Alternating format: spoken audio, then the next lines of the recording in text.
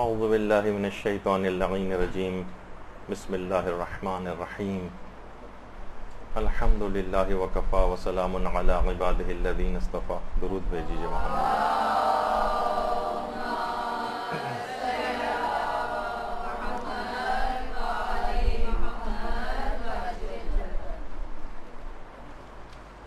سب سے پہلے تو آج سب آپ لوگوں کو پیشگی ولادت باسعادت حضرت حجت علیہ الصلاۃ والسلام مبارک ہو. اللہم صلی علی محمد.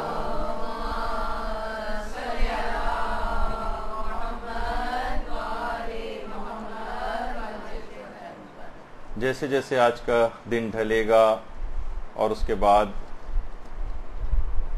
15 شعبان کی مبارک شب آئے گی تو اس امام کی ولادت کی شب شروع ہو جائے گی کہ جس کے صدقے میں تمام کائنات قائم ہے اور ہم سانس لے رہے ہیں. وہ نہ ہوں تو کائنات میں ایک لہجے کو کوئی شخص باقی نہ رہے. دیکھیے، سب سے پہلی بات تو یہ ہے کہ یہ امامت کا جو عہدہ ہے جو امام زمانہ علیہ السلام کے پاس ہے، یہ ایک الہی عہدہ ہے. کسی شخص کو اس کی اجازت نہیں ہے کہ وہ خود سے اپنے لیے امام منتخب کرے، اور یہی دلیل آغا محسن قرتی نے کانفرنس میں دی تھی کہ جس کے اندر تمام مسلمان علماء شریک تھے. تو انہوں نے وہاں پر ایک سوال رکھا کہ ہم سب لوگ یہاں پر جمع ہیں، ہم سبھی کا اعتقاد یہ ہے کہ امام زمانہ آئیں گے. کچھ کا ہے کہ پیدا ہو چکے ہیں، کچھ کا ہے کہ پیدا ہوں گے. تو ایسا کیوں نہ کریں کہ ہم سب لوگ مل کر ایک منتخب کر لیں کہ یہ ہیں امام زمانہ. تو جتنے بھی اور غیر شیعہ علماء وہاں پہ موجود تھے انہوں نے کہا نہیں، یہ تو ممکن ہی نہیں، یہ ممکن ہی نہیں ہے کہ ہم امام مہدی کو خود سے مقرر کر سکیں. تو انہوں نے یہی کہا کہ دیکھیے، جب 12واں جانشین خود سے منتخب نہیں کیا جا سکتا تو پہلا جانشین کیسے خود سے منتخب کیا جا سکتا؟ تو ایک الہی عہدہ ہے.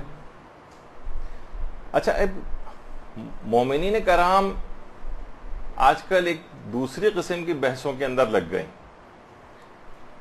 وہ یہ ہے کہ شرائط ظہور کو چھوڑ کر علائم ظہور کی تلاش میں لگ گئے. کون کون سی علامات ہیں امام کے ظاہر ہونے کی، اس کی تلاش میں سب لوگ لگے ہوئے ہیں، لیکن شرائط ظہور کی تلاش میں کوئی بھی نہیں.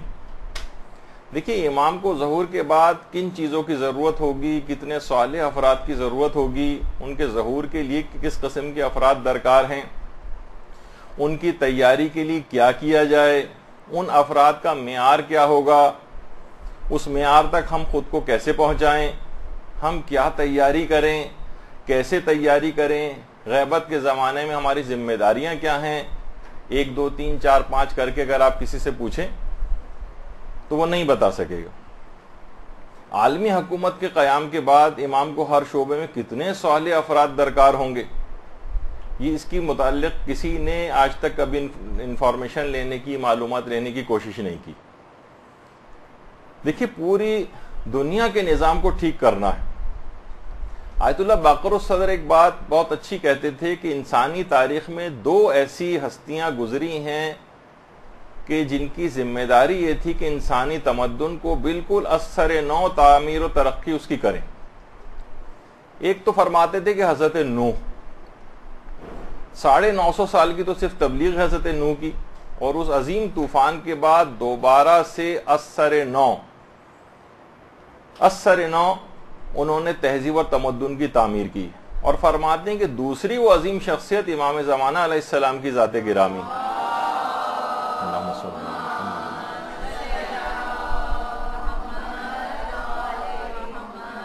کہ 1000 سال سے زائد زمانے غیبت کے بعد جو فساد اور تباہی دنیا میں واقع ہو چکی ہوگی، اس کے بعد اثر نو تہذیب اور تمدن کی تعمیر کریں گے. اچھا، لیکن ہمارا کیا حال ہے؟ ہم اس پورے سیٹ اپ کے اندر کس جگہ پر ہیں؟ حاجی شیخ محمد اسماعیل دولابی، یہ عرفا میں سے گزرے ہیں. وہ اس حوالے سے ایک بہت ہی اچھی بات کہتے تھے. وہ فرماتے تھے، اچھا خود حاجی شیخ اسماعیل دولابی اتنی عظیم شخصیت ہیں کہ ان کی قبر مبارک حضرت معصومہ قم کے روضے کے صحنی میں. درود بھیجیے محمد والے محمد صلی اللہ علیہ وسلم.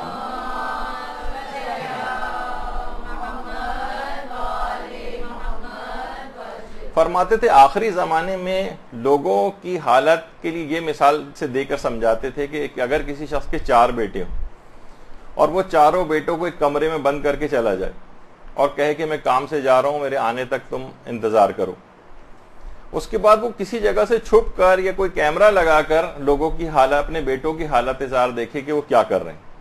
تو کہہ رہے ہیں ایک بیٹا مثلا یہ کر رہا ہے کہ ان کی غیر موجودگی سے غلط فائدہ اٹھا کر باپ کی گھر میں ادھم کر بازی مچانی شروع کر دی، چیزوں کو پھینکنا شروع کر دیا، گھر کے نظام کو درم برم کر رہا ہے.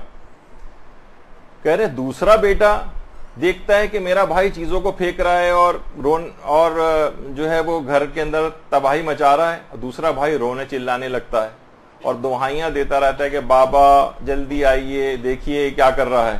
یہ دوسرا بیٹا ہے. تیسرا بیٹا دونوں بھائیوں کو فراموش کر کے اپنے کام میں مگن ہے، اس کو کوئی پرواہ نہیں کہ یہ دونوں کیا کر رہے ہیں کیا نہیں کر رہے ہیں، وہ اپنے کام کے اندر لگا ہوا ہے، مجھے کیا اس سے کرتے ہیں جو کرنے دو. اور چوتھا بیٹا یہ ہے، اسے پتا ہے کہ میرا باپ چلا گیا لیکن وہ وہاں سے کچھ عرصے بعد آ جائے گا، تو وہ چیزوں کو اس غیر موجودگی سے اسی فائدہ اٹھا کر ترتیب سے رکھتا ہے، گھر کو صاف کرتا ہے، بلکہ سوچتا ہے اگر باپ کو آنے میں دیر بھی ہو گئی تب بھی میرا فائدہ ہے کہ میں زیادہ اچھے طریقے سے گھر کی صفائی کر دوں گا. تو کہہ رہے ہیں یہی مثال بالکل ہمارے آج کل کے معاشرے کی ہے. کچھ لوگ مستقل طور پر معاشرے کو خراب کر رہے ہیں، کچھ لوگ سوائے رونے دھونے کے اس کے علاوہ کوئی کام ہی نہیں، کہ بس کہ امام آپ ہی آئیے تو کچھ کیجئے، بس ایک طریقے سے دعائیاں مچانا جس کو کہا جاتا ہے صرف وہ کر رہے ہیں. اور تیسرے قسم کے لوگ وہ ہیں کہ جو اپنے امام کی غیر موجودگی کو بالکل بھلا کر اور اپنے فرائض سے بالکل بس اپنی دنیا کے اندر مگن ہیں، انہیں کسی تبلیغ سے، کسی اصلاح معاشرے سے کوئی سروکار نہیں. لیکن کچھ لوگ ایسے بھی ہیں کہ جو امام کی یاد کے ساتھ ساتھ دعا بھی ساتھ میں کر رہے ہیں، تبلیغ بھی کر رہے ہیں، اصلاح معاشرہ کی فکر بھی انجام دے رہے ہیں، معاشرے کی صفائی کی فکر میں بھی ہیں، خود بھی تیار ہیں اور دوسروں کو بھی تیار کر رہے ہیں، خود بھی اخلاق اور کردار کے اعتبار سے بہتر بن رہے ہیں اور دوسروں کی بھی فکر کر رہے ہیں کہ جب اس امت کا باپ امام زمانہ علیہ السلام تشریف لائیں گے، اللہم صلی علی محمد.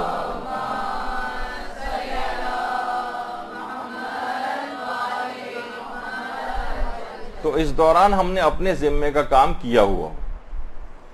تو اب دیکھیں یہی 4 افراد کے گروپس ہم کو معاشرے کے اندر نظر آ رہے ہیں. ہمیں یہ دیکھنا ہے کہ ہم کون سے والے گروپ کے اندر جا رہے ہیں. دیکھیے ایک اور بات علماء کہتے ہیں کہ تمام معصومین جو ہیں، تمام معصومین ان کی ہم سے یک طرفہ محبت ہے. معصومین ہم سے یک طرفہ محبت میں گرفتار ہیں. امیر المومنین علیہ الصلوۃ والسلام نے اپنے ایک صحابی اللہم صلی علی محمد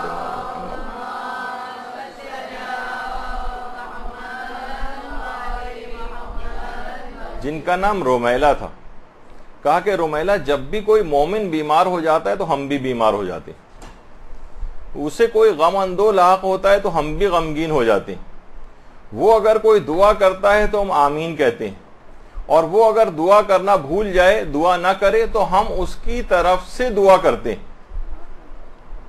امام کی یک طرفہ محبت ہم سے. اسی طریقے سے پروردگار عالم بھی مومنین سے ایک لحاظ سے جو آج کل ہم لوگوں کی حالت ہے یک طرفہ محبت میں گرفتار ہے. وہ خود حدیث قدسی کے اندر فرماتا ہے اگر مجھ سے روگردانی کرنے والے جان لیتے کہ میں ان سے کس قدر میں ان کا مشتاق ہوں تو وہ شدت شوق سے مر جاتے. یعنی پروردگار کی اتنی شدید محبت. اچھا اس دنیا میں بھی دیکھیے یک طرفہ محبت کے ہم آپ میں سے کوئی بھی قائل نہیں. ہم سب آپ بدلہ چاہتے ہیں. جو رشتہ دار آپ کے گھر نہیں آتا آپ بھی اس کے گھر پہ نہیں جاتی. جو اگر آپ کو کوئی تحفہ نہ دے تو آپ بھی اس کو تحفہ نہیں دیتی. کوئی اگر آپ سے اظہار عقیدت و محبت نہ کرے آپ بھی اس سے نہیں کرتی. اس نے اگر شادی میں نہیں بلایا تو آپ بھی اپنے گھر کی شادی میں اس کو نہیں بلاتی. اس نے اگر حتیٰ کہ مجلس میں آپ کو نہیں بلایا تو آپ بھی اس کو نہیں بلاتی ہیں یا اس کی مجلس میں نہیں جاتی. تو امام زمانہ علیہ السلام سے زیادہ مضطر اور غمگین کوئی بھی نہیں. اذن ظہور کے لیے ماننے والوں سے اپنی بار بار دعا کی اپیل کرتے ہیں, ان کو نصیحتیں کرتے ہیں, ان کو ہدایتیں دیتے ہیں. نہ اس بات کو جاننے کا کسی کو شوق ہے, نہ ان کی تعمیل احکام کا کسی کو کوئی پرواہ. البتہ دعاؤں کے لحاظ سے 15 شعبان کی رعایت کے لحاظ سے ایک لمبی لسٹ ضرور ہے ہمارے پاس, جس کو لازمی طور پر ہمیں امام سے قبول کروانا ہے. سب منوانا ہے ان سے, لیکن ان کی ایک بات نہیں ماننا ہے. یہ ون وے ٹریفک یا جس کو ون وے ٹکٹ جس کو کہا جائے, یہ نہ دنیا میں قبول کیا جاتا ہے اور نہ آخرت میں قبول کیا جائے گا. خود امام زمانہ علیہ السلام فرماتے ہیں کہ ہم تمہاری سرپرستی اور دیکھ بھال میں کوتاہی نہیں کرتے اور نہ تم لوگوں کو فراموش کرتے ہیں. اگر ہم ایسا نہ کرتے تو یقیناً تم پر مصیبتیں نازل ہو جاتی ہیں اور دشمن تم کو جڑ سے اکھاڑ پھینکتے. تو اب دیکھیے کہ ایسی چیز ہے یہ کہ واقعتاً ہم سے آئمہ یک طرفہ محبت کا شکار ہیں. ہم اپنے کسی عمل سے اس بات کا اظہار نہیں کرتے کہ ہمیں کوئی فراق ہے, ہمیں کوئی دکھ ہے.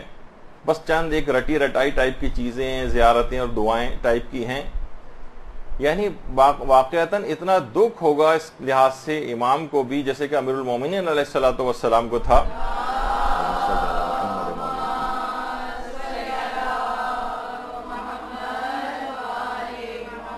کہ باقاعدہ نہج البلاغہ میں کوفیوں کے لیے امیر المومنین کے جملے ہیں کہ خدا علی کو تم سے چھین لے اور تم کو علی سے چھین لے. یعنی ایک لحاظ سے امیر المومنین نے گویا ایک موت کی دعا مانگی کہ علی تم سے تنگ آ چکا ہے, نہ تمہیں علی کی ضرورت ہے اور نہ علی کو تمہاری ضرورت ہے. ایسا کیا کیا تھا ان لوگوں نے؟ علماء ایک سوال اٹھاتے ہیں کہ ایسا کیا کیا تھا. وہ یہی تھا کہ مولا کی کسی بات کو نہیں مانتے تھے, ان کی کسی نصیحت کو نہیں مانتے تھے, ان کی کسی ہدایت کو ماننے کو تیار نہیں تھے. جھوٹ بولتے تھے کہ ہم کو علی کی ضرورت ہے. علماء فرماتے ہیں آج ہماری زندگی کو آپ اٹھا کے دیکھیں, مصروفیات کو اٹھا کے دیکھیں, ہماری شادی کی تقریبات کو اٹھا کر دیکھیں, ہمارے جشن کے پروگراموں کو اٹھا کر دیکھیں, ہمارے جو اسکول کالج اور یونیورسٹیز کو, تعلیمی اداروں کو اٹھا کر دیکھیں, گلی کوچوں کو دیکھیں, ہمارے گھر کو دیکھیں, رہن سہن کے انداز کو دیکھیں, کسی سے اس بات کا اظہار نہیں ہو رہا ہے کہ کہیں پر بھی ہمیں امام زمانہ کی کوئی ضرورت ہے. صرف ہم کو اپنی حاجت کی فکر ہے کہ بس یہ چیزیں ہیں, گھر ہو جائے, شادی ہو جائے, اولاد ہو جائے, مال و دولت صحیح طور پر آ جائے, امن و امان ہو, تاکہ اطمینان کے ساتھ ہم اس طرح کی زندگی بسر کریں. وہ ہے نا شعر کی, حاجت روائی کی امید ہے سب کو, کبھی حال پوچھا ہے حاجت روا کا. تو امام زمانہ علیہ السلام کی کسی کو کوئی فکر نہیں. اور باقاعدہ دیکھیے شیعوں پر ایک لحاظ سے اگر آپ اٹھا کر دیکھیں ایک طنز بھی کیا جاتا ہے, وہ یہ کہ ان کا امام کسی سرداب میں ہے اور وہاں سے وہ جو ہے وہ غائب ہو گئے. تو اس سے دیکھیے کہ یہاں پر یقیناً سرداب سے امام کی غیبت شروع ہوئی ہے, اور یہ 3 اماموں کی عبادت کی جگہ ہے. لیکن اب آپ دیکھیں کہ امام جو ہیں اس کے اندر نہیں بلکہ دنیا میں لوگوں کے درمیان ہی میں رہتے ہیں. یعنی امام کسی جگہ جا کر غائب نہیں ہوئے ہیں, کسی سرداب کے اندر نہیں جو ہم پر طنز کیا جاتا ہے. تو امام خوش بھی ہوتے ہیں, غمگین بھی ہوتے ہیں. ہر مومن کی یہ خواہش بھی ہے کہ ہماری نہ جانے ہم کب سے امام کی زیارت کی دعائیں کر رہے ہیں, لیکن ہماری کوئی دعائیں قبول نہیں ہوتی. آخر ہمیں امام کی زیارت نصیب کیوں نہیں ہوتی؟ کتنے واقعات ہم پڑھتے ہیں کہ لوگوں کو زیارت ہوئی ہے لیکن ہمیں زیارت نصیب نہیں ہو رہی. اس کی ایک وجہ ہے باقاعدہ کہ جو کہ آیت اللہ حسن زادہ عاملی نے بتائی. اب ہر شخص کو دیکھنا چاہیے اپنے آپ کو کہ یہ چیز اس کے اندر پائی جاتی ہے یا نہیں پائی جاتی. آیت اللہ حسن زادہ عاملی, دیکھیے سب سے پہلی بات تو یہ بتا دوں کہ آتھینٹسٹی بھی تو پتہ ہونی چاہیے. ماشاءاللہ سے حیات مجتہدین میں سے ہیں, اور پھر میں دوبارہ ہر دفعہ ذکر کرتا ہوں, لیکن وہ بات ہی ایسی ہے کہ آیت اللہ محمد حسین طباطبائی جیسا شخص یہ کہتا تھا ان کے متعلق, آیت اللہ حسن زادہ عاملی کے متعلق, کہ ان کا مقام اور مرتبہ سوائے امام زمانہ علیہ السلام کے کوئی نہیں جانتا.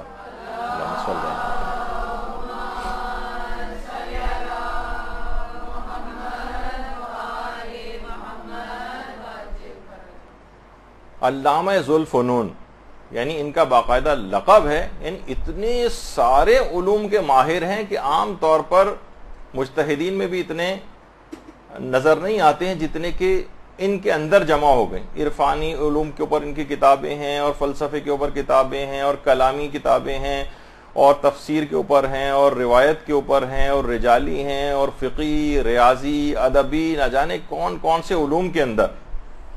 اور یہ خود یہ فرماتے ہیں کہ جوانی میں مسجد جامع عامل، ان کا نام حسن زادہ عاملین، عامل کا جو علاقہ ہے ایران میں، وہاں پر میں نے زیارت کی ہمارے 8ویں امام امام علی رضا علیہ الصلوۃ والسلام سے.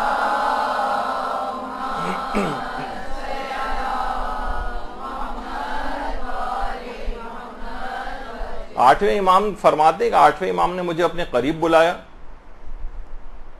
اور کہا کہ میرے قریب آؤ، اور اپنے چہرہ نورانی کے اوپر جو نمی تھی اس کی طرف اشارہ کر کے کہا کہ اسے تم نوش کرو. کہہ رہے ہیں کہ میں نے آگے بڑھا اور اپنے لبوں سے امام کے چہرے کی وہ نمی اپنے ہونٹوں پر لی. کہہ رہے ہیں اس کے بعد سے جیسے علوم و فنون کا ایک دریا جسے میرے اندر جو ہے وہ جاری ہوا، جس طریقے سے پیغمبر اسلام کے دہن مبارک سے امیر المومنین کو ہزار ہزار علوم اور ان ہزاروں علوم سے مزید ہزاروں علوم کی شاخیں نکلتی تھیں، اس طرح سے 8ویں امام کے چہرے کی جو نمی تھی وہ انہوں نے جب سے اپنے اندر لی تب سے اتنے علوم جو ہے وہ پیدا ہوئے. تو اتنی اوتھینٹک شخصیت آیت اللہ حسن زادہ عاملی کی. اللہم صلی علی محمد.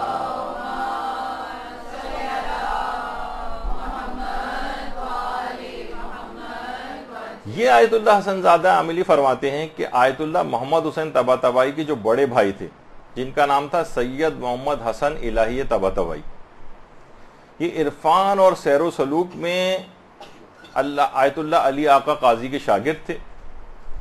اور بلکہ آیت اللہ سید جلال آشتیانی فرماتے ہیں کہ مراتب سیر و سلوک میں حسن الہی اپنے بھائی محمد حسین طباطبائی سے بھی بہت آگے تھے مراتب سیر و سلوک. اور آیت اللہ جعفر سبحانی یہ فرماتے ہیں، یعنی خود آیت اللہ جعفر سبحانی ماشاءاللہ حیات ہیں، یہ فرماتے ہیں کہ آیت اللہ محمد حسین طباطبائی سے میں نے خود سنا ہے. دیکھیں میں ان کی آپ کو بتا رہا ہوں کہ یہ افراد کیا ہیں، ہمیں اپنے علماء کی بھی معرفت نہیں ہے. پھر میں اپنے موضوع پر آتا ہوں. یہ آیت اللہ جعفر سبحانی فرماتے ہیں کہ میں نے خود آیت اللہ محمد حسین طباطبائی سے سنا ہے کہ وہ فرماتے تھے کہ میں نے ایک دفعہ چشم برزخی سے جب مشاہدہ کیا تو میں نے دیکھا کہ میرے بھائی سید محمد حسن الہی طباطبائی سابقہ انبیاء کے ساتھ ان کی مجالست کے اندر بیٹھے ہوئے تھے. درود بھیجیے محمد عالم.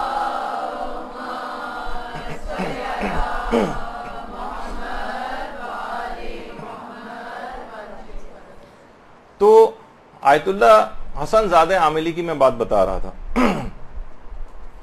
وہ کہتے ہیں کہ میں حسن الہی طباطبائی سے اکثر بات یہ کہتا تھا کہ جب بھی وہ کبھی استاد علی آقا قاضی کی خدمت میں جائیں تو ان کے سامنے میری ایک خواہش رکھیں کہ جب بھی آپ کی حضرت حجت سے کوئی ملاقات ہو تو یا تو مجھے اس ملاقات میں شریک کر لیں یا مجھے اذن ملاقات امام سے عطا کروا دیں. جب بھی آپ ان کی خدمت میں جائیں، وہ ان کے خاص شاگرد تھے. فرماتے ہیں کہ ایک روز میں شہر عامل میں، اس زمانے میں کہہ رہے ہیں کہ میں نوجوان تھا، آیت اللہ حسن زادہ عاملی کہتے ہیں کہ اس زمانے میں نوجوان تھا. شہر عامل میں ظہر کے بعد آرام کر رہا تھا کہ میرے بچے نے رونا شروع کر دیا. تو کہہ رہے ہیں اس وقت میں ظاہر ہے کہ میرے آرام کا وقت تھا اور مجھے تھوڑا سا غصہ آ گیا اور میں نے بچے کو اپنے ڈانٹ کر خاموش کروا دیا. اچھا بچہ جو تھا وہ سہم کر خاموش ہو گیا. فوراً مجھے پشیمانی کا احساس ہوا کہ میں نے بچے کو ڈانٹ کر ناراحت کر دیا. خیر کہہ رہے ہیں مجھے اپنی غلطی کا احساس ہوا. میں عصر کے بعد بازار گیا، بچے کے لیے مٹھائی اور میوے وغیرہ خرید کر لایا تاکہ اس کے دل کو میں شاد کر سکوں. کچھ دن بعد جب آیت اللہ حسن الہی طباطبائی، وہ جن کی ابھی میں نے دکھائی تھی تصویریں، ان کی جوانی کی تصویریں، وہ بھی اس وقت نسبتاً جوان تھی. ان کے پاس گیا اور ان کے سامنے اپنی اس خواہش کو دوبارہ رکھا کہ جب بھی آیت اللہ علی آقا قاضی طباطبائی کے پاس جائیں تو میری ایک تحریری درخواست ان کو دیں کہ مجھے امام زمانہ سے یا تو ملاقات کا شرف عطا کروا دیں، یا جب ان کی ملاقات ہو تو مجھے شریک ملاقات کر لیں۔ حسن الہی طباطبائی وہ درخواست لے کر آیت اللہ علی آقا قاضی کے پاس آئے اور ان کو لے جا کر دیا۔ آیت اللہ علی آقا قاضی نے ان کی درخواست پڑھا اور اس کے بعد ان کا چہرہ متغیر ہو گیا۔ اب جو جملے انہوں نے کہے وہ اگر اکیلے صرف وہ والی بھی وجہ ہو تو ہم سب کے لیے کافی ہے وہ کہ کیوں ہماری ملاقات امام سے نہیں ہوتی۔ انہوں نے کہا کہ وہ شخص امام زمانہ سے کیسے ملاقات کر سکتا ہے جو اپنے ایسے خراب اخلاق کا مظاہرہ اپنے بچوں یا گھر والوں سے کرتا ہو تنبیہ کے لحاظ سے، اور اتنی معمولی سی بات صرف تھی کہ بچے کو غصے سے ڈانٹ کر خاموش کرا دیا تھا جو سہم گیا تھا، اور کہا کہ وہ شخص کے جو کہ تندی اور ترشی سے پیش آتا ہو اپنے گھر والوں سے، وہ کبھی بھی امام سے ملاقات کا شرف حاصل نہیں کر سکتا۔ جو کسی سے بد اخلاقی سے پیش آتا ہو وہ کبھی اس مقام اور مرتبے تک کو حاصل نہیں کر سکتا کہ وہ امام زمانہ سے ملاقات کا شرف حاصل کر سکے۔ دیکھیے کتنی اہم بات ہے یہ کہ عام طور پر ہمارے گھروں کے اندر کتنا یہ سب چیزیں اس قسم کے برے اخلاق دیکھنے میں آتے ہیں۔ ایک جملہ ہے جو کہ آیت اللہ علی آقا قاضی سے بھی منسوب ہے، اور یہی جملہ ان کے ایک شاگرد ہاشم حداد سے بھی۔ ان دونوں میں سے دونوں کے متعلق یہ بات پائی جاتی ہے کہ جب ان سے کسی نے پوچھا کہ کیا آپ نے امام زمانہ سے ملاقات کی ہے، تو انہوں نے جواب دیا کہ اندھی ہو جائے وہ آنکھ جو صبح ہوتے ہی اولین نگاہ اپنے زمانے کے امام کے چہرے کے اوپر نہ ڈالے۔ اللہم صلی اللہ علیہ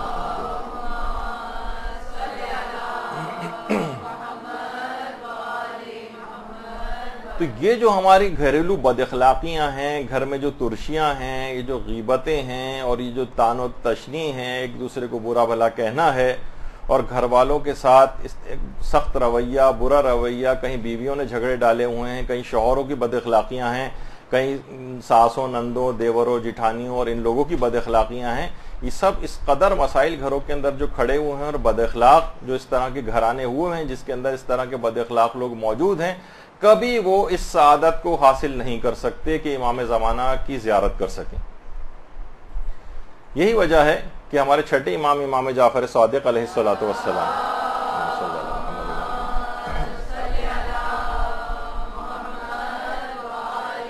فرماتے ہیں کہ جو شخص حضرت قائم کے اصحاب میں شامل ہونا چاہے اسے انتظار کرنا چاہیے، اور انتظار کے دوران تقوی اور نیک اخلاق کو اختیار کرنا چاہیے۔ تقوی کو اور نیک اخلاق کو اختیار کرنا چاہیے۔ ہمارے ہاں یہی نیک اخلاق بالکل مفقود ہوتا جا رہا ہے، اور گھروں میں سب کو اس کی مثالیں لوگوں کے سامنے۔ اچھا، جن کا بھی تذکرہ ہوا تھا حاجی شیخ اسماعیل دولابی کا، یہ خود کہتے تھے، بڑا اچھا ایک جملہ کہتے تھے کہ دیکھیے فشار قبر کا علم سب کو ہے، لیکن اس کی دنیا کے اندر بھی قابل مشاہدہ مثال ہے۔ فشار قبر کی دنیا میں قابل مشاہدہ مثال کہتے تھے وہ ہے بد اخلاق شخص، یہ خود کو بھی فشار دیتا ہے اور دوسروں کو بھی فشار دیتا ہے۔ بد اخلاق شخص جو ہوتا ہے ہر وقت غصے میں، ہر وقت بد کلامی، اور آپس میں ہر وقت کے لڑائی جھگڑے، کوئی اتحاد و اتفاق نہیں، گھروں کے اندر بھی لوگوں کا اتحاد و اتفاق آپس میں نہیں ہے۔ حاجی اسماعیل دولابی ایک بہت اچھی بات کہتے تھے کہ جب مومنین کے دل متفرق ہوتے ہیں، الگ الگ ہوتے ہیں، وہ ایک دوسرے سے جھگڑتے ہیں، تو ان کی مثال آب قلیل کی سی ہوتی، اور جب وہ اتحاد ان میں ہو جاتا ہے تو اب آب قلیل سے آب کر کے حکم میں داخل ہو جاتے ہیں۔ جو کہ فقہی طور پر آب قلیل اور کر کو سمجھتے ہیں واقعی یقیناً اس مثال سے لطف لیں گے۔ کہتے ہیں آب قلیل ایک قطرہ نجاست کے گرنے سے پورا پانی نجس ہو جاتا ہے۔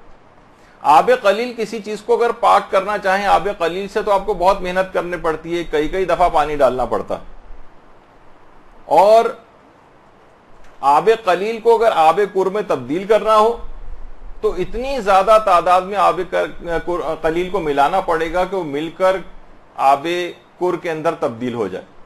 اور مومنین کے دلوں کو آپس میں ملانے کے لیے وہ کہتے تھے کہ ولایت حضرت علی ابن ابی طالب علیہ الصلوۃ والسلام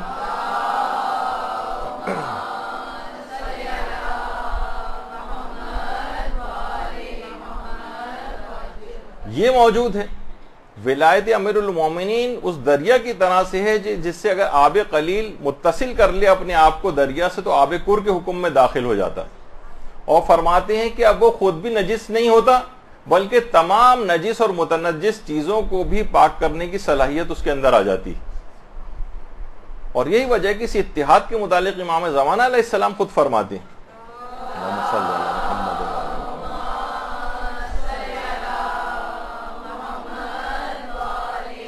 کہ اگر ہمارے شیعہ ایک دل اور متحد ہو کر ہمارے ساتھ کیے گئے عہد و پیمان کو پورا کرتے تو ہمارا ظہور بہت جلد ہو جاتا.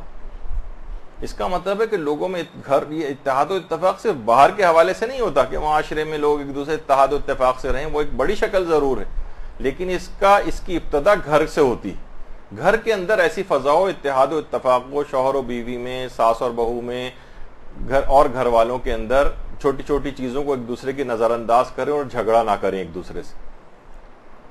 باقاعدہ آیت اللہ سیستانی نے ابھی کچھ عرصے پہلے ایک بات کہی ہے کہ دیکھیں ہمیشہ سے غالب و مغلوب تو ہمیشہ سے ایک لوگ ہوتے, کوئی نہ کوئی گھر میں غالب ہوگا یا مغلوب ہوگا, معاشرے میں کوئی غالب ہوگا کبھی کوئی مغلوب ہوگا. بہت سے ایسے حالات بھی ہوتے ہیں, ہر وقت شجاعت دکھانے کا ایسا موقع نہیں ہوتا ہے. گھریلو زندگی کی بھی بہت سی مثالیں کہ انسان اگر دو چیزیں آپ کے سامنے رکھی جائیں, یا تو آپ مغلوب ہو جائیں یا یہ کہ آپ جھگڑا کریں.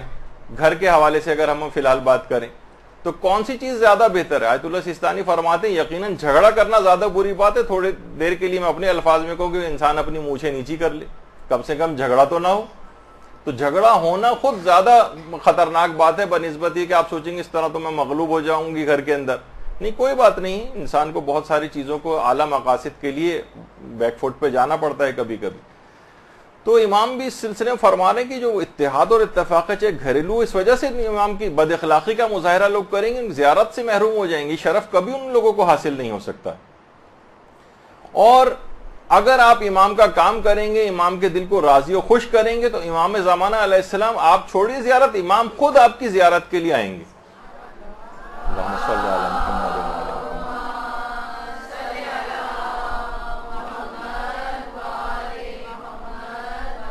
تہران کے جو امام, ہاں اس کے اندر یہ بھی ایک اہم بات ہے کہ دیکھیے پہلے اور بات بتا دوں کیونکہ سلائیڈ ہی آ گئی بیچ میں, کہ امام وقت کا حق ادا کرنا, امام کے حقوق کیا ہیں اس کی بھی تو معرفت ہونی چاہیے نا. جب بھی آیت اللہ کوہستانی فرماتے تھے کہ غیبت امام زمانہ میں جو سب سے بڑی بلا اور مصیبت مومنین کی اپنی ذمہ داریوں سے لا علمی, ان کو پتہ ہی نہیں کہ ہماری ذمہ داریاں ہیں کیا. اور اگر کوئی ذمہ داری پتہ کر کے امام کے لیے کام کرے گا تو امام خود ملاقات کے لیے آئیں گے. تو ابھی میں جن کا ذکر کر رہا تھا تہران کے جو امام جمعہ ہیں حجت الاسلام صدیقی, یہ خود فرماتے ہیں کہ جب تک کہ رہبر معظم صدر تھے تب تک آیت اللہ سید رضا بہاؤالدینی سے ان کا رابطہ نہیں تھا.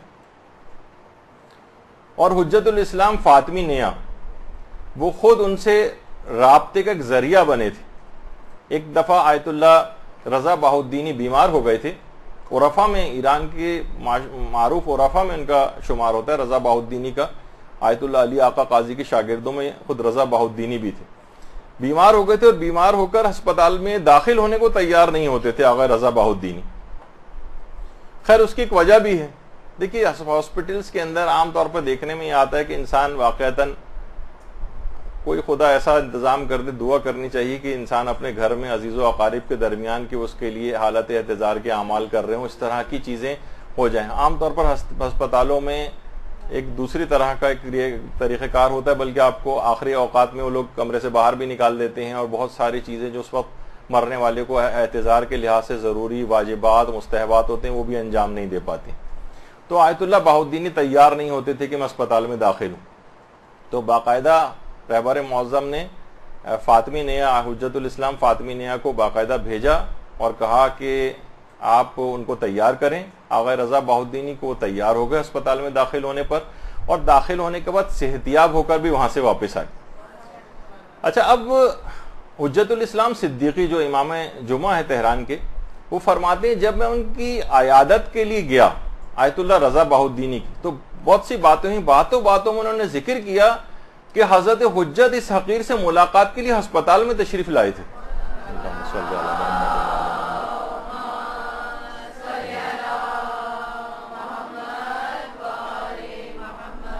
تو اب حضرت حجت سے ملاقات کے لیے ان کی زیارت کی ایک تڑپ ہونی چاہیے، ان کے مشن کے لیے کام کرنے والا ہونا چاہیے، ان کی ظہور کی راہ کو ہموار کرنے والا اگر کوئی شخص ہے تو امام خود ملنے کے لیے آتے ہیں۔ تو اور آج بھی اگر کوئی یہ تمام شرائط اپنے اندر پیدا کر لے، امام کو کسی طریقے سے راضی و خوش کر لے، جو کہ ہمارا آج کا عنوان بھی ہے، تو امام خود اس سے ملاقات کے لیے آئیں گے۔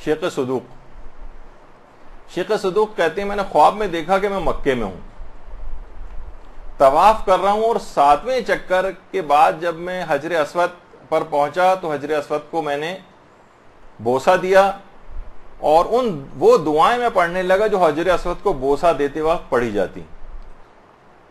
اچھا، میں اس زمانے میں فرماتے ہیں میں لوگوں کے شبہات کی وجہ سے، جو امام زمانہ پر شبہات تھے، دین کے متعلق جو شبہات تھے، لوگوں کی دین سے دوری ہو رہی تھی، میں بہت زیادہ غمگین تھا، اور لوگ امام زمانہ سے بھی گویا ایک لحاظ سے غافل تھے، میں سخت افسردہ تھا اپنی اس کیفیت پہ۔ اچانک میں نے نگاہ اٹھا کر دیکھا کہ میرا آقا اور مولا صحن کعبہ میں موجود ہے۔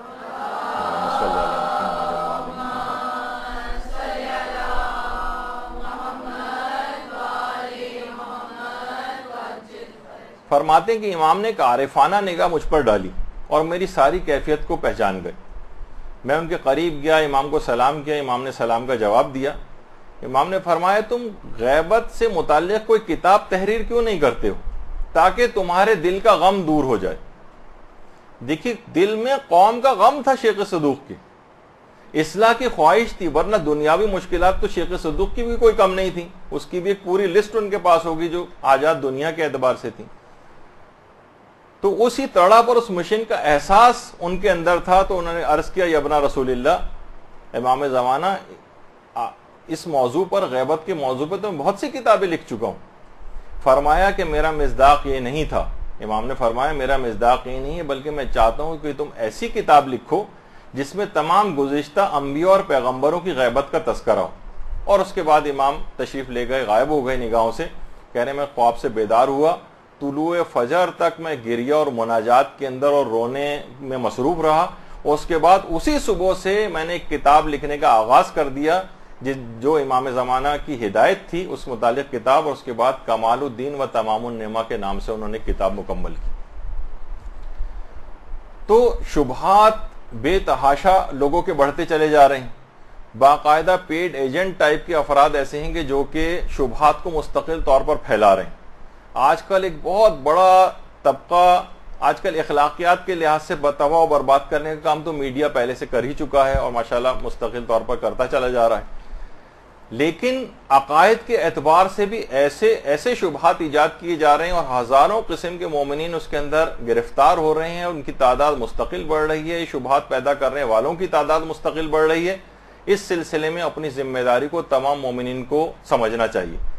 ایک معمولی سا ایک کلپ میں ابھی آپ کو دکھاتا ہوں، اس طرح کی سینکڑوں چیزیں موجود ہیں، لیکن صرف ایک آپ کو ٹوکن کے طور پر کہ آپ دیکھیں کہ معاشرے کے اندر کیا ہو رہا ہے، اور ہم آپ سب کی آنکھیں کھلی رکھنے کے لحاظ سے کیا ذمہ داری ہے ہونی چاہیے اور کیا ہمیں اقدام کرنے چاہیے۔ پہلے آپ یہ کلپ کو دیکھ لیں، پھر ہم آگے گفتگو کرتے ہیں۔ بھیجے نا، اب آخری فریضہ رہتا ہے، علی پہ جوانی کی بہار ہے، شادی کے قابل ہو گیا ہے، میری آخری ذمہ داری ہے علی کا گھر بسانا۔ اور میرے حبیب، میں اس روایت کو بھی جانتا ہوں کہ بیٹے والا بادشاہ کیوں نہ ہو، بیٹی والا بھکاری کیوں نہ ہو، بیٹے والے کو چل کے جانا پڑتا ہے، لیکن میرے حبیب تو جانتا ہے کہ میں قدیر ہونے کے باوجود جسم کی مجبوری رکھتا ہوں، میرا بدن نہیں، ورنہ تیری محبت کی قسم اگر جسم ہوتا رشتہ لینے مدینے چل کے آتا۔ سمجھ میں آئی بات؟ اگر بدن ہوتا چل کے آتا، لیکن میرے حبیب تیری محبت میں مجھے اتنا بھروسہ تھا इतना नाज था कि तेरा मेरा घर बांटा हुआ नहीं है, तो महसूस नहीं करेगा। इसलिए रात के पर्दे में, किबरियाई की तन्हाई में, वहदत की खलवत में तुझे बुलाया। मुझे अली के लिए बतूल का रिश्ता चाहिए। सर उठाना, जो सोच के जंगल में खोया हुआ नहीं, जिसकी मां के दूध का असर अली को मानना है, उसके लिए जुमला कह रहा हूं। रसूल ने सजदा किया। पालने वाले, लंबी चौड़ी तमहीद की जरूरत क्या है? मैं तेरा बंदा, बतूल तेरी कनीज। जिब्रील के जरिए पैगाम भेज दिया होता, मैं हां कर देता। हिजाब इलाही में ज़ल्ज़ला आया, कहा है मेरे हबीब, जिब्रील जैसे कमीन की जबान में ये तहारत कहां कि वो बतूल का रिश्ता मांगे। चलो नजफ और मक्का चलते हैं। अबू तालिब पादरी के पास आए, एहतराम अबू तालिब में पादरी खड़ा हुआ। क्यों आए? अबू तालिब कहते हैं जरा एक जायचा बना। क्या?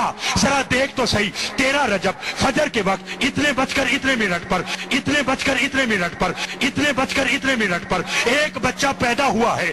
बता वो किन सिफात का मालिक होगा? एक बच्चा आया है, बता वो किन सिफात का मालिक होगा? सिफ्तैन खोसा मुझे हैदिया मस्जिद के इस मिंबर की अजमत की कसम, पादरी ने पर्चा उठाया, कागज कलम लिया, एक जायचा बनाया, देखा, फाड़ दिया, दूसरा लिया, बनाया, फाड़ दिया, तीसरा लिया, बनाया, फाड़ दिया, चौथा लिया, बनाया, फाड़ दिया। जब लातादाद जायचे बनाता रहा, फाड़ता रहा, अबू तालिब ने कहा बताता क्यों नहीं कि 13 रजब को इतने बजे जो बच्चा आया वो क्या होगा? पादरी खड़ा होकर कहने लगा, अबू तालिब जो वक्त तू बता रहा है उसमें अल्लाह तो पैदा हो सकता है, बच्चा पैदा है। ये भी ज़हन में रखें, जो कुछ आज तक मौलवी ने में तुम्हें खुदा बता रखा है वो खुदा नहीं है। नहीं, मुझसे दलील मांगो, दलील मांगना तुम्हारा हक है। शक की नजासत लेके जाना तुम्हारा हक नहीं है। कुरान में सूरह साफात में अल्लाह नहीं कह रहा सुबहान रब्बिक रब्बिल इज्जति अम्मा यसिफून, जो कुछ जमाना मेरी सिफतें बयान कर रहा है, अल्लाह कहता है मैं उससे बुलंद हूं। अब मौलवी कहता है अल्लाह खालिक है, अल्लाह कहता है मैं इससे बुलंद हूं। मौलवी कहता है अल्लाह राज़िक है, अल्लाह कहता है मैं इससे बुलंद हूं। मुझे ज़ात वाजिब की कसम, लाख कुरान मेरे सर पे रख, अब्बास का अलम मेरे हाथ में दे, कुरान उठा के अलम थाम के भी कहूंगा, जब अली का 11वां बेटा और तेरा 12वां इमाम ज़हूर करेगा, मैं साबित करूंगा जो तुझे खुदा बताया गया वो सलमान था, अली आगे, अल्लाह और आगे। मजलिस पड़ी थी मगर उसको आधा किया था, मगर वो मुकम्मल करता चलो क्योंकि आयत भी वही है। ठीक है, ये जो लफ्ज बे है ना, याद है आपको? इन्नमा युरिदुल्लाहु लियुज़हिबा अन्कुमुर रिज्सा अहलल बैत व युतahhirakum तत्हीर। इरादा अल्लाह का ये है कि वो इनको पाक रखे जैसे पाक रखने का। मगर अबुल हसन शाह जी, इसमें एक लफ्ज है जो मौलवी ने निकाल दिया है। अगर वो लफ्ज रहता तो इसका तर्जुमा ही कुछ और होता। वो लफ्ज ये है इन्नमा युरिदुल्लाहु लियुज़हिबा अन्कुमुर रिज्सा बे अहलल बैत।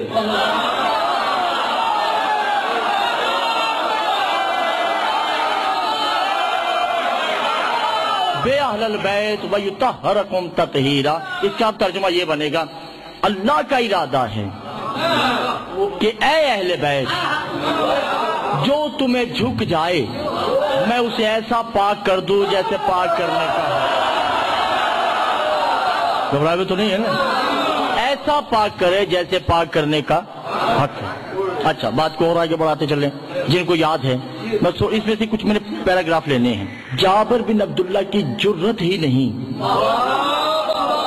कि वो फातिमा से बात करे। हदीस किसा अन जाबिर बिन अब्दुल्ला अंसारी, ये है ना, ये बिल्कुल गलत है। रिवायत है अन ज़ैनब बिनते अली। आपने तवज्जो नहीं किया। ज़ैनब बिनते अली 5 चादर में आते हैं, फिर कहते हैं जिब्रील भी आया। जिब्रील नहीं आ सकता। जिब्रील को तो सरकार आले मोहम्मद का इदराक ही नहीं। जिब्रील को آل محمد کا شعور ہی نہیں، علم ہی نہیں۔ اگر اسے آل محمد کا ادراک ہوتا نا، جب محمد کہہ رہے تھے چلو آگے، تو وہ انکار نہ کرتا۔ سدرۃ المنتہا پہ کہا نا کہ یا رسول اللہ میں آگے نہیں جا سکتا، اس کا یقین ہوتا کہ محمد کہہ رہے ہیں تو چلا جاتا۔ نہ جانا اس بات کی دلیل ہے کہ اسے آل محمد کا ادراک ہی نہیں ہے۔ جب ادراک نہیں تو چادر میں کیسے آ سکتا ہے؟ اور کسی فرشتے میں جرت بھی نہیں کہ وہ صحن فاطمہ میں آئے، کسی فرشتے میں طاقت نہیں ہے۔ مگر ہاں حسن آئے، حسین بھی آئے، علی بھی آئے، فاطمہ بھی آئیں۔ توجہ ہے یہ نا، علی یدخل علی، پھر علی آئے۔ جو سمجھ رہے ہیں ان کو میں، وہ علی کون تھے؟ اس کا نام تھا علی ابن الحسین۔ امام سجاد بھی چادر میں آئے۔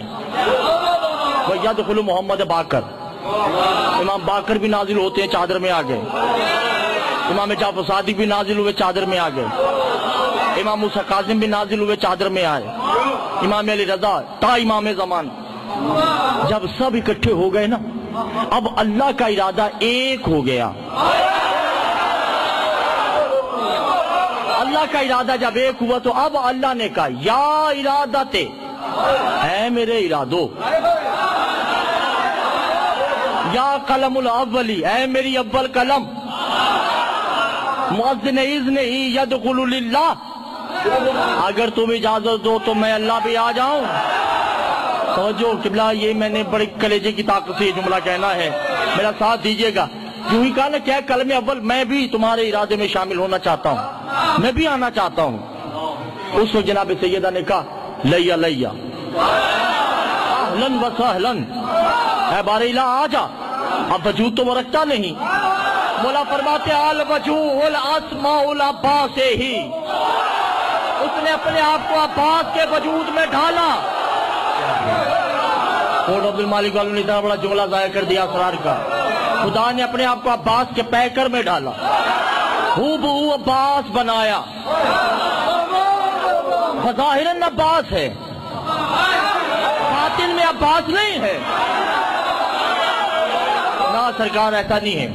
خدا نے بظاہراً توحید کے وجود دو دفعہ ڈھالے ہیں۔ گھبرا ہوئے تو نہیں ہے جاننا۔ پہلا دیکھیے، میں پہلے کہہ چکا ہوں کہ اس کا ارادہ ہے ان سے طہارت کو قریب رکھنا، اس کی ذمہ داری ہے، اور ہر اس کو نجاست سے دور رکھنا جو ان کا پیروکار ہے۔ خدا نے دو دفعہ اپنے وجود کو ڈھالا ہے۔ ملک صاحب، میں بہت بڑی بات کرنے جا رہا ہوں۔ حسنین آ کے کہتے اماں کپڑے چاہیے، اماں کپڑے چاہیے۔ کا بیٹا درزی کے پاس ہے، درزی کو دیے۔ اسی کا نام کن ہے، اسی کا نام تو کن ہے، درزی کے پاس ہے۔ اب بی بی کی زبان سے نکلے جملے تو غلام شاہ جی اب یہ اللہ کی ذمہ داری ہے درزی بنانا، کیونکہ نجاست قریب نہیں آتی۔ اب اللہ نے کیا کہا، یا ایھا الملائکۃ خیاط الحسنین، جاؤ جنت میں کپڑے بناؤ جلدی۔ زہرا کی زبان سے جملے نکل چکے ہیں۔ خدا کی قسم، میں نے کتابوں میں پڑھا ہے کہ ہر فرشتہ ریشم کے درخت سے ریشم چن رہا ہے، اور دو لباس نہیں بن رہے، جتنے فرشتے ہیں ہر فرشتہ لباس بنا رہا ہے۔ اب خدا دیکھ رہا ہے۔ جبریل جانے لگا، میکائیل نے روکا کہ خبردار، بہت ہو گئی، اب ہماری باری۔ میکائیل جانے لگا، اسرافیل نے روک لیا۔ اس فرشتے کا اس فرشتے کے ہاتھ میں گریبان، اس فرشتے کا اس فرشتے کے ہاتھ میں گریبان۔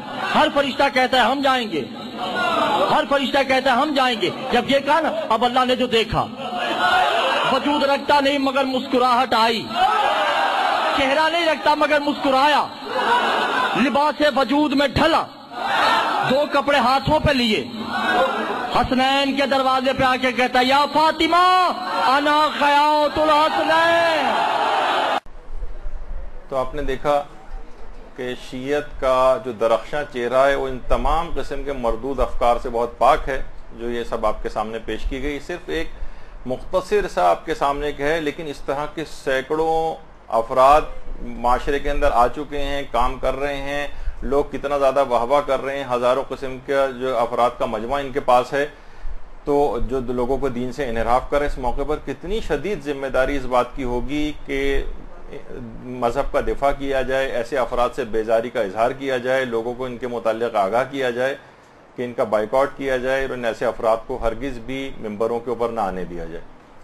باقاعدہ آیت اللہ صافی گل پائگانی وہ فرماتے ہیں کہ ہمارے تمام اعمال کا محور مہدویت ہونی چاہیے، اور جو امام زمانہ کے علیہ السلام کے اغراض و مقاصد اور اہداف ہیں وہی ہمارے اغراض و مقاصد اور اہداف ہونا چاہیے. یہ نہ ہو کہ زمانے کے امام کا ہدف کچھ اور ہے اور ہمارا مقصد کچھ اور ہے. اور پھر فرماتے ہیں آیت اللہ صافی گل پائگانی علماء کے ایک باقاعدہ مجمع سے خطاب کرتے ہوئے فرما رہے تھے کہ دشمن کی سازش یہ ہے کہ شیعت میں شبہات ایجاد کر کے تفرقہ پیدا کیا جائے. شبہات کی ایجاد، مردود افکار پھیلانے والے دیکھیے ان کے دو مقاصد عام طور پر لگتا ہے کہ پورے ہو جاتے ہیں.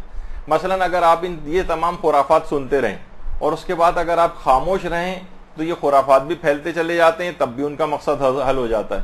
اور ان کے خرافات کے خلاف اگر بولنا شروع کریں تو دوسری طرف سے خاص طرح کا ایک ریئیکشن آتا ہے اور مومنین پھر آپس میں جھگڑا کرنے لگتے ہیں اور دست و گریباں ہو جاتے ہیں. اس سے بھی ان کا مقصد حل ہو جاتا ہے. فرماتے ہیں لیکن اس موقع پر سنگین ذمہ داری یہ ہے کہ شبہات اور اشکالات کے لوگوں کو جوابات دیے جائیں. اور فرماتے ہیں یہ بات آپ یاد رکھ لیں کہ جب بھی کوئی بھی آپ اچھا کام کرتے ہیں تو سب سے پہلے اگر کوئی ذات خوش اور مسرور ہوتی ہے تو وہ امام زمانہ علیہ السلام کی ذات گرامی.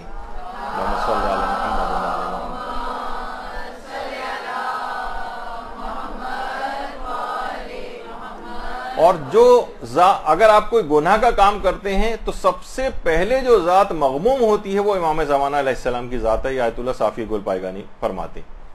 تو غیبت کے زمانے میں یہ جو پیریڈ چل رہا ہے اس میں گمراہی سے نجات وہی شخص پا سکتا ہے کہ جس کا عقیدہ بہت مضبوط ہو، اس طرح کے شکوک و شبہات کا شکار نہ ہو، ان ایسے افراد سے الرٹ ہو کر بیٹھے. یہی وجہ ہے کہ ہمارے امام حسن عسکری علیہ الصلوۃ والسلام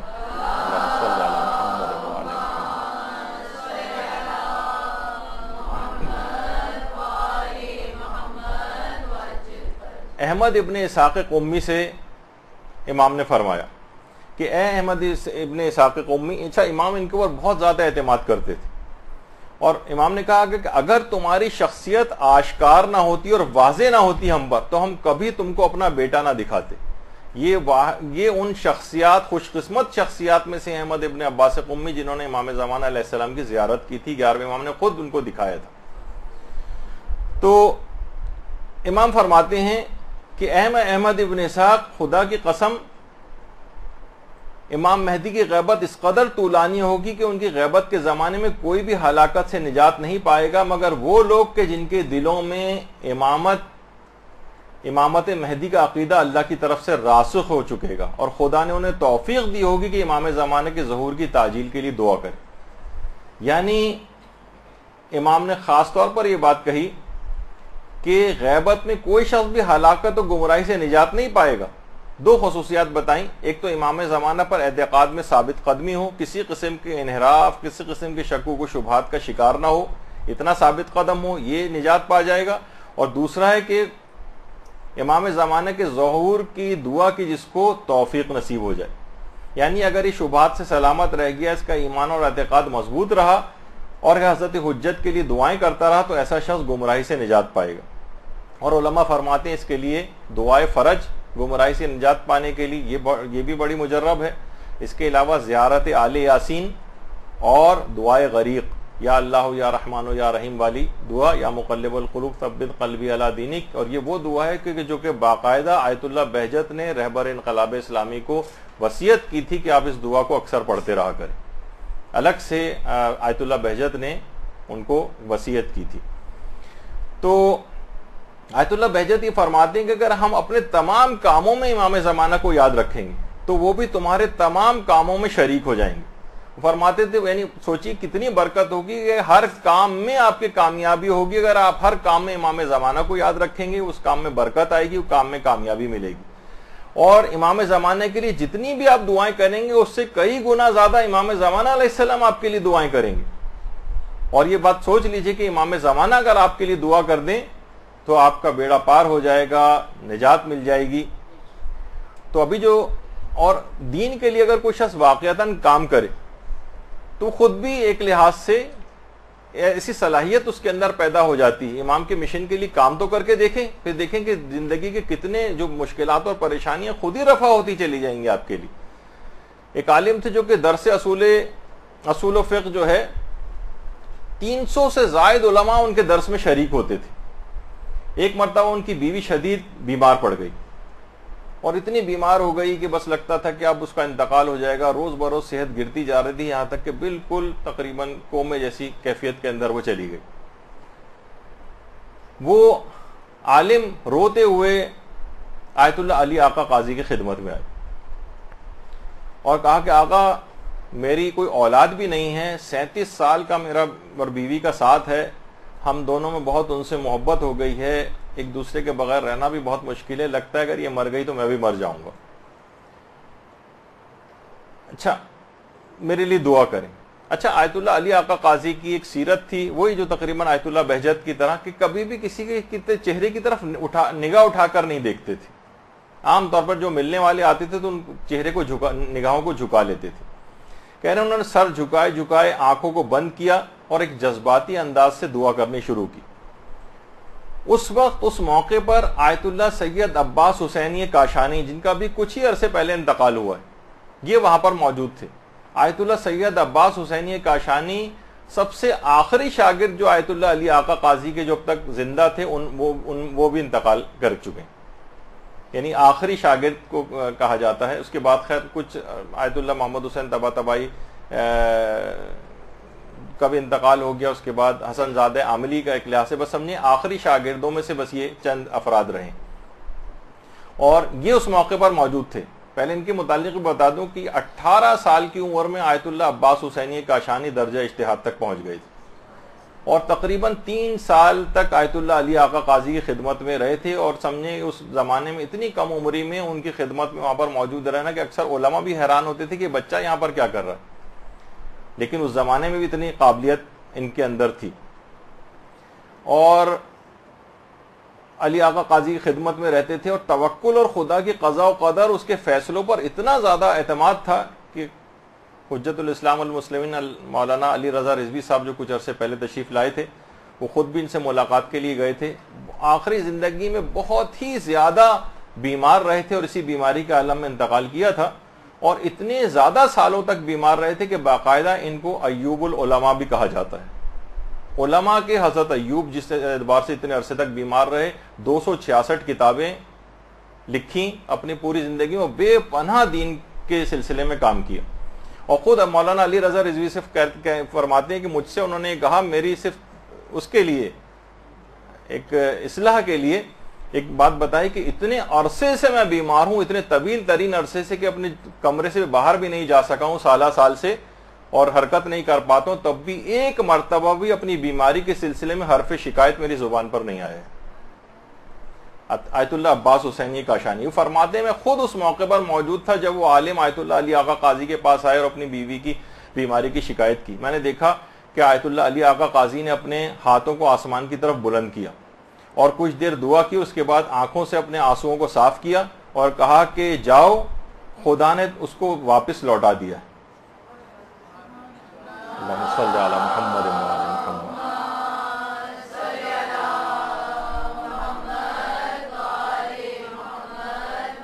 اچھا وہ عالم یہ فرماتے ہیں کہ اگرچہ مجھے علی آقا قاضی کی بات پر مکمل اعتماد تھا اور مجھے پتا تھا کہ حق کے سوا ان کی زبان پر کچھ نہیں آتا ہے, لیکن پھر بھی میں اندرونی طور پر پریشان تھا کہ بیوی تقریباً قریب المرگ تھی, اتنی طویل عرصے کی اس کی بیماری ہے اور یہ تھا کہ شاید اب میں گھر جاؤں تو وہ مر ہی نہ چکی ہوں.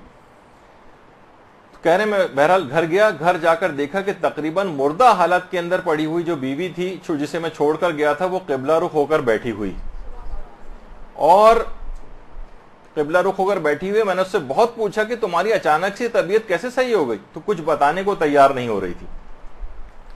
بہت زیادہ جب اصرار کیا تو بیوی نے بتایا کہ آپ نے بہت اچھا کیا کہ آپ آیت اللہ علی آقا قاضی کی خدمت میں گئے, اور جس وقت میری روح قفص انصری سے پرواز کر چکی تھی, وہ خود کہہ رہی ہے کہ میں مر چکی تھی, میری روح نکل کر جب چوتھے آسمان پر پہنچی تو ایک غیبی صدا مجھے سنائی دی کہ سید علی آقا قاضی کی دعا کے احترام میں اس کی روح کو واپس پلٹا دیا جائے. اللہم صلی اللہ علیہ وسلم.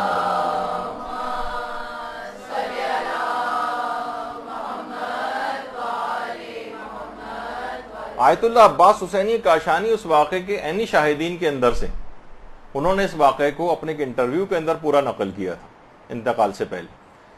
تو دیکھیں یہ ہیں عالم دین, ان کی دعا کا احترام بھی ہوتا ہے, ان کی علم, عبادت, تقوی اور امام زمانہ کی اطاعت اور پیروی سے ان کو جو مقام حاصل ہوا ہے, ان کے مشن کے کاموں کے سلسلے میں حاصل ہوا ہے, تو اس سے انسان مستجاب الدعوات بھی ہو جاتا ہے. یعنی ایک دفعہ انسان ان کے مشن کے لیے کام کرنا شروع کرے, امام کے لیے کام کرنا شروع کرے, امام کو راضی و خوشنود کر لے, تو کتنی چیزیں اس کے صاحب کرامت اس کو بنا دیتی ہیں. اور علماء یہ بھی فرماتے ہیں کہ لوگ کہتے ہیں کہ ہمیں زیارت ہونی چاہیے, رضایت کا شرف زیارت کے شرف سے بھی بڑھ کر ہے. امام کو کا راضی ہونا یہ بہت اہم چیز ہے, اور امام سے علماء کہتے ہیں ہو سکتا ہے کہ بہت سارے افراد امام کو دیکھ نہ پائیں, لیکن امام سے عملی ارتباط حاصل کرنا ممکن ہے.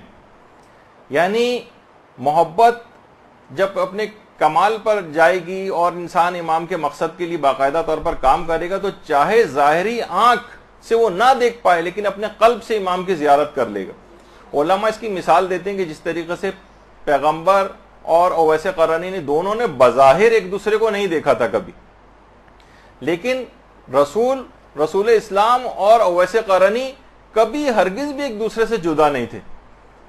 اور پیغمبر اسلام کہتے تھے مجھے عدن سے خدائے رحمان کی خوشبو آ رہی ہے, اویس قرنی کے لیے کہتے تھے. تو اس سے آپ اندازہ لگائیں تو آیت اللہ بہجت یہی کہتے تھے کہ باقاعدہ لوگ بھی ان کے پاس آتے تھے کہ ہمیں زیارت جو ہے وہ کیسے امام کی نصیب ہوگی, تو فرماتے تھے کہ رضایت کی فکر کرو, چہرے کی زیارت تو شمر ملون بھی کر رہا تھا. یعنی باقاعدہ کہتے تھے کہ امام, لیکن امام اس سے راضی اور خوش نہیں تھے, تو تم جو ہے کوشش یہ کرو کہ امام کو راضی کرو, بنسبت اس بات کے صرف لوگ زیارت کی دعا کرتے ہیں, وہ بھی ایک بہت بڑا شرف ہے.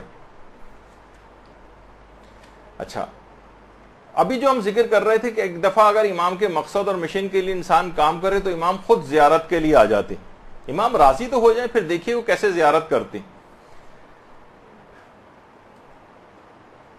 علامہ طباطبائی سے بھی کسی نے یہ بات پوچھی کہ امام زمانہ تک پہنچنے کا راستہ کیا ہے, تو انہوں نے جواب میں فرمایا کہ امام زمانہ نے خود کہا ہے کہ تم اچھے بنو, ہم خود تم کو ڈھونڈ نکالیں گے. کہ باقاعدہ خود آیت اللہ طباطبائی یہ بات کہتے تھے. تو یہی وجہ ہے کہ آیت اللہ سیستانی کے جو جد امجد آیت اللہ باقر سیستانی کے متعلق ان کے والد کے لحاظ سے جو ملتا ہے, یہ سید علی رضا سیستانی جو شاید ان کے بھی آیت اللہ سیستانی کے دادا ان کو کہیں یا جد کہیں ان کو, ان کی تصویر ہے. لیکن آیت اللہ باقر سیستانی کے متعلق تو وہ میں کیونکہ واقعہ پڑھ چکا ہوں, اس سے اشارہ کرتے ہوئے گزروں گا کہ امام خود اس مومنہ کے جنازے میں شریک ہوئے تھے کہ جس نے حجاب پر جب حکومت وقت نے پابندی لگائی تھی تو وہ 7 سال تک اس عورت نے گھر سے قدم باہر نہیں نکالا تھا.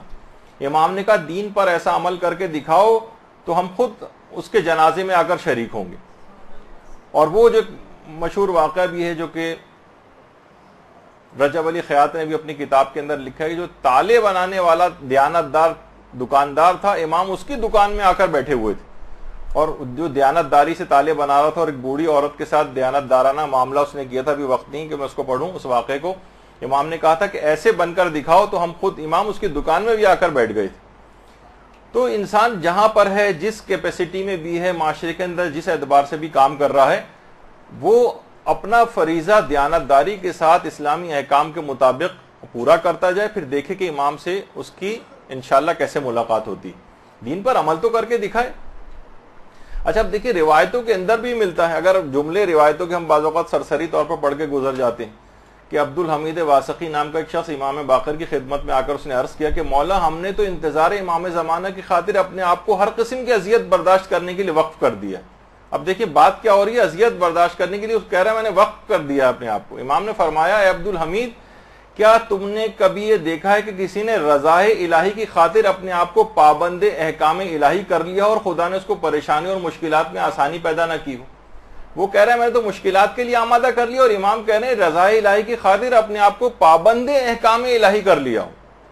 یعنی اس کا مطلب ہے کہ ہر وقت پروردگار کے احکامات کا مطیع ہونا، فرمانبردار ہونا، گناہوں سے پرہیز کرنا، یہ اولین ایک لحاظ سے ذمہ داری کہ امام نے گویا وہ تو اپنی جان کو قربان کرنے کی بات کر رہا ہے، اور امام احکام الہی کی پابندی کی بات کر رہے ہیں اس سے. تو بہرحال یہ تمام چیزیں ایسی ہیں کہ انسان کو اس پہ غور و فکر کرنی چاہیے، اور امام کو راضی کرنے کے اس لحاظ سے جو طریقہ کار ہیں کہ امام پھر خود ہی زیارت کے لیے بھی آئیں گے، یہ والا مسئلہ ہی اس کا حل ہو جائے گا. ایک دفعہ دین پر کوئی عمل تو کر کے دیکھے. یہی وجہ ہے کہ آیت اللہ مرزا احمد سیبویا ان کی قبر بھی حرم معصومہ قم میں ہے. اللہم صلی علی محمد و علی محمد.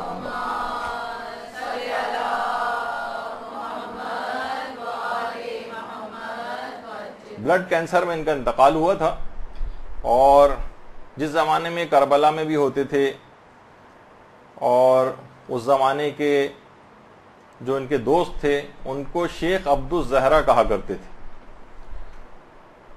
تو اور انتہائی سیدھے سادے سمپل قسم کے بالکل آیت اللہ تھے. آیت اللہ مرزا احمد سیبویا ایسی شخصیت تھی ان کی، خدمات دینی بے تحاشا تھی. ایک دفعہ روتے ہوئے فرمانے لگے کہ حضرت حجت سے میری ملاقات میدان عرفات میں ہوئی، اور فرماتے میں نے آگے بڑھ کر حضرت حجت کے ہاتھ کو بوسہ دیا تو حضرت حجت نے میرے چہرے کو اٹھایا اور میری پیشانی کو بوسہ دیا. اللہم صلی علی محمد و علی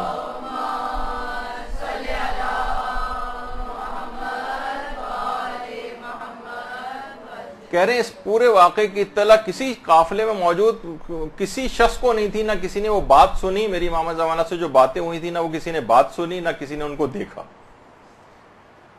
تو آپ نے دیکھا کہ دین پر عمل سے کیسے انعامات ملتے ہیں. امام زمانہ نے ان کی پیشانی پر بوسہ دیا آیت اللہ مرزا احمد سیبویا کی، اور اس میں کوئی ایسی تعجب خیز بات نہیں ہے. خود پیغمبر اسلام ختم مرتبت صلی اللہ علیہ وآلہ وسلم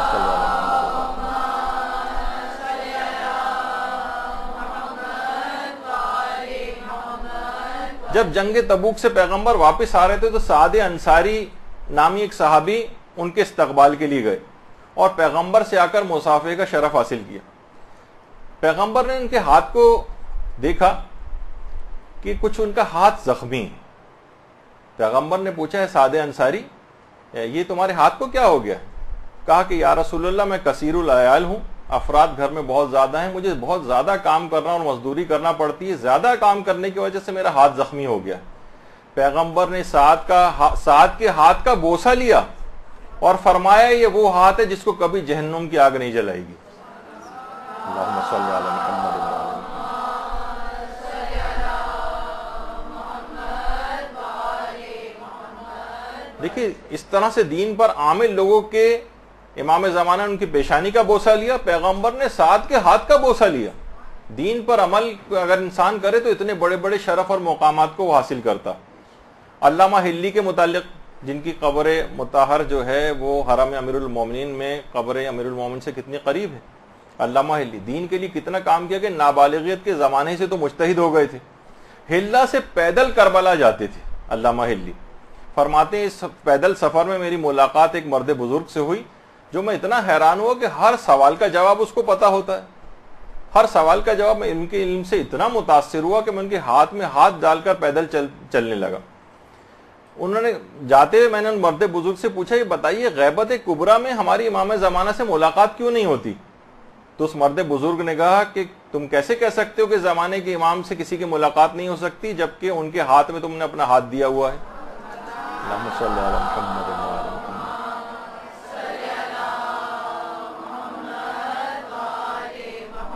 بس یہ سننا تھا کہ فرط محبت اور شوق اور وارفتگی میں قدموں کے اوپر گر پڑے، قدموں کو بوسہ دیا اور بے ہوش ہو گئے۔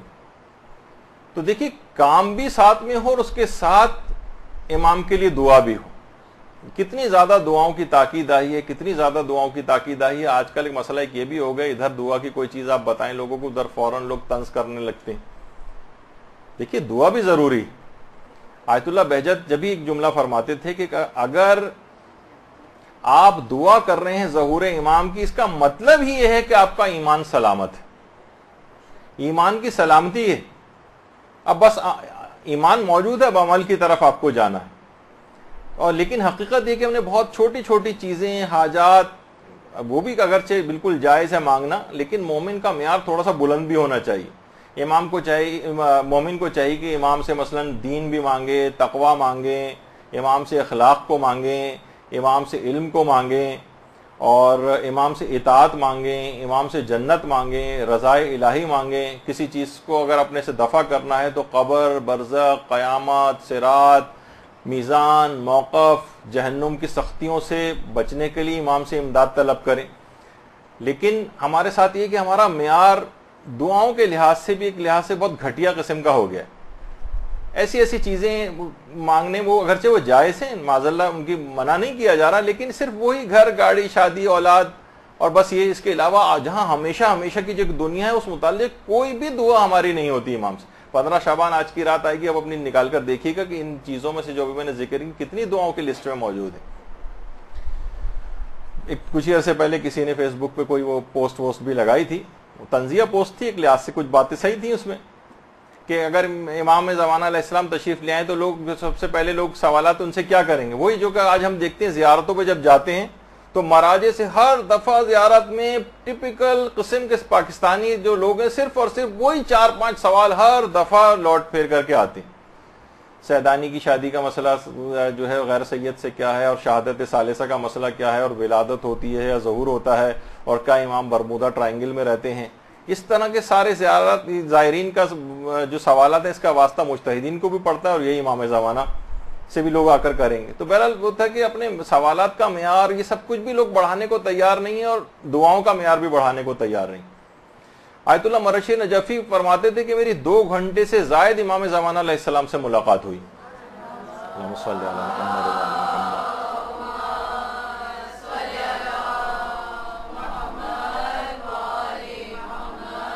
اور امام نے ان کو دعا دی تھی کہ اللہ تمہیں شریعت اسلام کی خدمت کی توفیق عطا فرمائے۔ آیت اللہ مرشی نجفی کو امام زمانہ نے دعا دی تھی۔ اور آیت اللہ حسن فقیہ امامی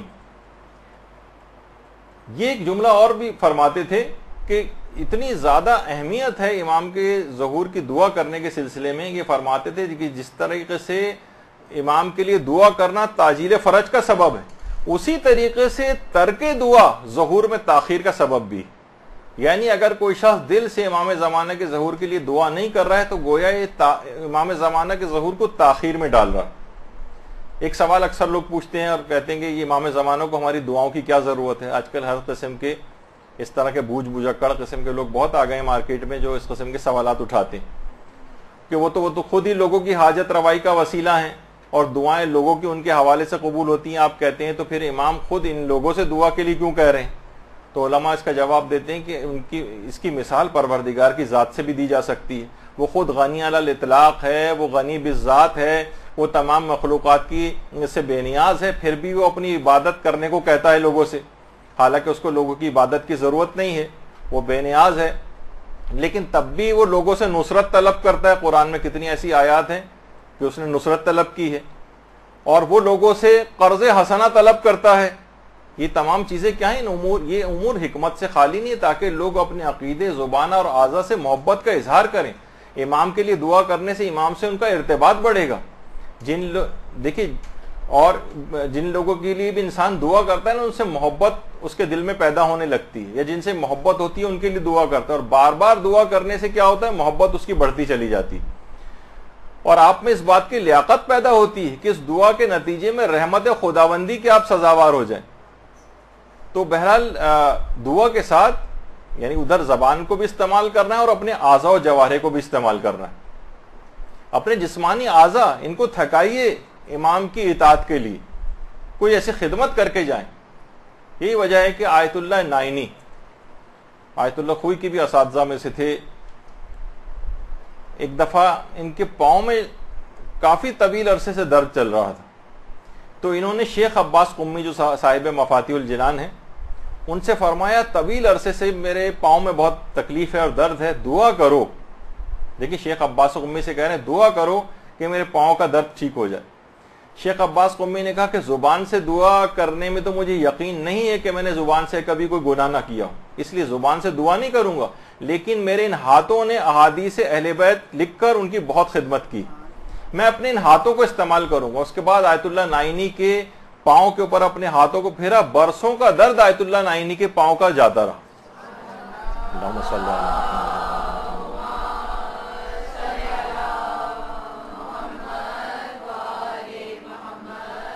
کچھ خدمت تو کریں امام کی، کچھ کر کے تو جائیں. پھر دیکھیے کہ ان تمام چیزیں یہ کرامات انسان کے اندر پیدا ہونے لگتی ہیں. خود بھی جب بیمار ہوتے تھے اور بی بی زوجہ ان کی آیت اللہ یہ شیخ عباس قمی کی دوا لے کر آتی تھیں، چمچہ لے کر آتی تھیں تاکہ دوا کو اس میں ہلایا جائے، تو چمچہ کو نکال کے الگ رکھ دیتے تھے اور کہتے تھے کہ میری یہ انگلیاں جو ہیں خود ان کے اندر ایک تاثیر پیدا ہو گئی، میں نے اتنی احادیث معصومین لکھی ہیں کہ اس کے اندر ایک تاثیر شفا پیدا ہو گئی ہے، اور میں اپنی انگلیوں کو اس دوا کے اندر گھولتے تھے اور اسی سے اپنے علاج کو کر لیا کرتے تھے.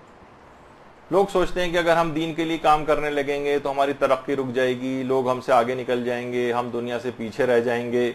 وہی تان و تشنیع کے جو لوگ امام خمینی کو آ کر دیا کرتے تھے انقلاب کے بعد کہ ارے جناب آپ نے کیا انقلاب لے کر آئے ہیں، آپ نے تو ایران کو 300 سال پیچھے دھکیل دیا، اتنی پابندیاں لگ گئیں، ترقی رک گئی ہے ہماری. تو امام خمینی ایک دوسری بات کی طرف ان کو متوجہ کرتے تھے اور کہتے تھے دیکھو 300 سال تو کم ہے، میں تو اس انقلاب کو 1400 سال پیچھے لے جا کر رسول اور امام کے دور سے منسلک کرنا چاہتا ہوں. تو اور اس لحاظ سے آپ دیکھیں اس دنیاوی ترقی کے جو ترقی یافتہ تھے ان کے اوپر کیا عذاب خدا پڑ رہا ہے، وہ نیچے سے نیچے جا رہے ہیں اور ایران ترقی کرتا جا رہا ہے. تو کتنے بہتر حالات ہو گئے ہیں. تو محبت کے اظہار کا ایک طریقہ دعا بھی ہے اور اس کے ساتھ ساتھ اس کا اظہار کے بھی بہت سارے طریقے ہیں. یہی وجہ ہے کہ آیت اللہ میلانی فرماتے تھے کہ روزانہ گوشہ تنہائی میں بیٹھ کر کچھ دیر امام سے درد دل بھی انسان کو کہنا چاہیے. وہ کہتے تھے ایک شیعہ کے لیے بات کتنی بری ہے کہ اس کا دن شب میں ڈھل جائے اور رات دن کے اجالے میں تبدیل ہو جائے اور وہ اس دوران تھوڑی سی دیر بھی اپنے زمانے کے امام کو یاد نہ کرے. کتنی شرم کی بات ہے. فرماتے تھے ضروری نہیں کہ آپ مفاتی سے کوئی بہت بڑی بڑی دعائیں اٹھا کر پڑھیں امام کو یاد کرنے کے لیے، ضروری نہیں ہے کہ آپ کوئی بہت طویل قسم کی زیارت پڑھیں، بس کوئی ایک معروف سلام عرض کریں السلام علیکہ یا صاحب الزمان، اور اس کے بعد اپنے دل کی بات امام سے کہہ ڈالیں، دل کی بات ان سے کہہ دیں. تو یہی وجہ ہے کہ آیت اللہ بہجت کہتے تھے کہ دیکھو تمہارے منہ میں اور تمہارے کان میں ایک بالش سے بھی کم کا فاصلہ، تم جو بھی آواز اپنے منہ سے نکالتے ہو اس سے پہلے کہ آواز تمہارے کان تک جائے امام زمانہ علیہ السلام تک وہ آواز پہنچ جاتی. تو تم اپنا رابطہ ان سے بڑھاؤ، ان سے باتیں کہو. یہی وجہ ہے کہ جو بہار الانوار کی 53ویں جلد ہے اس میں امام علی نقی علیہ الصلوۃ والسلام کی ایک روایت ہے صلی اللہ علیہ وسلم.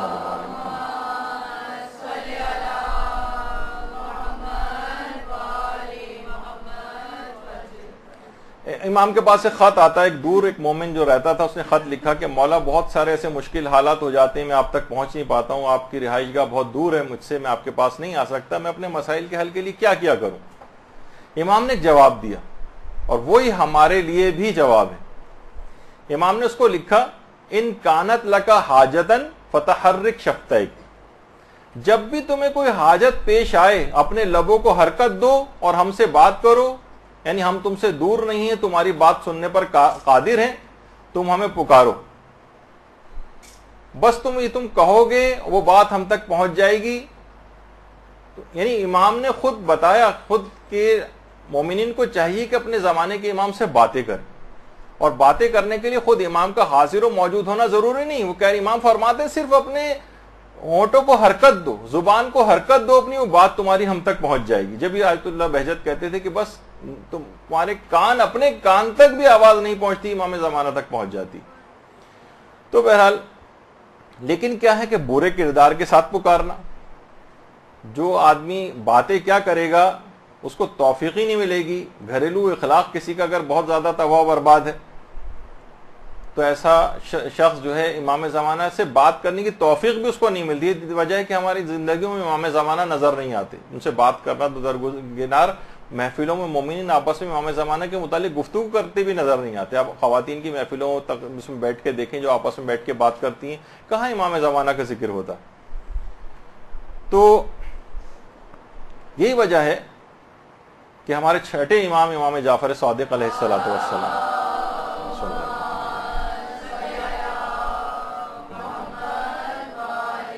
فرماتے تھے کہ جو بھی یہ شخص چاہے کہ میرا شمار امام زمانہ کے خدمت گزاروں میں کیا جائے اور وہ اپنا نام کو ثبت کروانا چاہے ان کے خدمت گزاروں میں، اسے چاہیے کہ اچھے اخلاق کو اپنائے.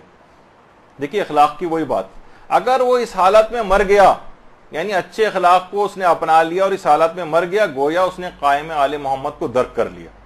امام فرماتے ہیں تو یہ گھروں کے لڑائی جھگڑے، یہ فتنہ و فساد، یہ بہت دور لے جا رہے ہیں ہم کو امام زمانہ سے، اور ہر جگہ اخلاق کی درستگی کا تذکرہ بہت زیادہ آ رہا ہے. امام فرماتے تھے کہ غیبت امام میں دین پر باقی رہنا ایسا ہے جیسے خاردار کانٹوں کو اپنے ہاتھوں میں پکڑنا. چھٹے امام یہ جملہ کہہ کے کچھ دیر خاموش ہوئے اور اس کے بعد کہا ہم سب کے لیے اس زمانے کے لوگوں کو چاہیے کہ اپنے ایمان کی حفاظت کریں. ہمارے لیے امام نے کہا کہ اپنے ایمان کی حفاظت کرنا اتنا ضروری. آیت اللہ حق شناس یہ وہ شخصیت ہیں کہ مرحوم آیت اللہ خوئی وہ یہ فرماتے تھے کہ آیت اللہ حق شناس کے اجتہاد کا انکار نہیں کیا جا سکتا، یعنی ان کے اجتہاد کو آیت اللہ خوئی تک نے تسلیم کیا تھا. یہ خود فرماتے ہیں کہ جب میں جوان تھا تو جوانی میں میرے سینے میں ایک تکلیف ہوئی اور خون آنے لگا اور ڈاکٹروں نے بہت زیادہ خدشہ ظاہر کیا کہ ٹی بی ہو گئی. تو میں اپنی صحت یابی سے کہہ رہے ہیں اتنی زیادہ طبیعت خراب تھی کہ بالکل مایوس ہو گیا. میں نے لوگوں کے حقوق واپس کیے، وصیتیں کیں، جو مال تھا وہ میں نے سب بیچا، صدقہ کر دیا، گویا بالکل مرنے کی تیاری کر کے بیٹھ گیا. ایک دن میں نے خواب میں حضرت حجت علیہ الصلوۃ والسلام کو دیکھا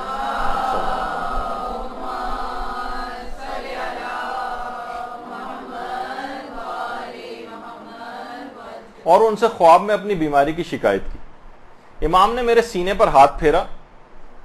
اب جملے دیکھیے امام کے. امام نے کہا یہ کوئی مرض نہیں ہے، اصل مرض وہ ہے جو انسان کے اخلاق اور کردار میں واقع ہو جائے. دیکھیے مرنا جینا، بیماری صحت کی چلتی رہتی.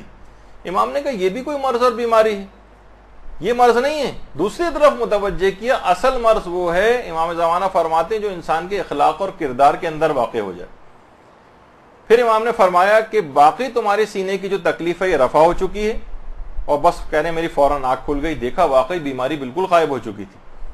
کہنے میں اس زمانے میں آیت اللہ میر سید علی حائری جو زمانے مجتہد تھے، میں ان کے پاس گیا اور ان کی خدمت میں جا کر پورا خواب سنایا. آیت اللہ میر سید علی حائری خواب سن کر ان کے چہرے پر مسکراہٹ آ گئی. کہنے لگے ٹھیک، اب احتیاط کرنا، بد پرہیزی نہ کرنا اور خربوزہ اور انگور کھانے سے پرہیز کرنا.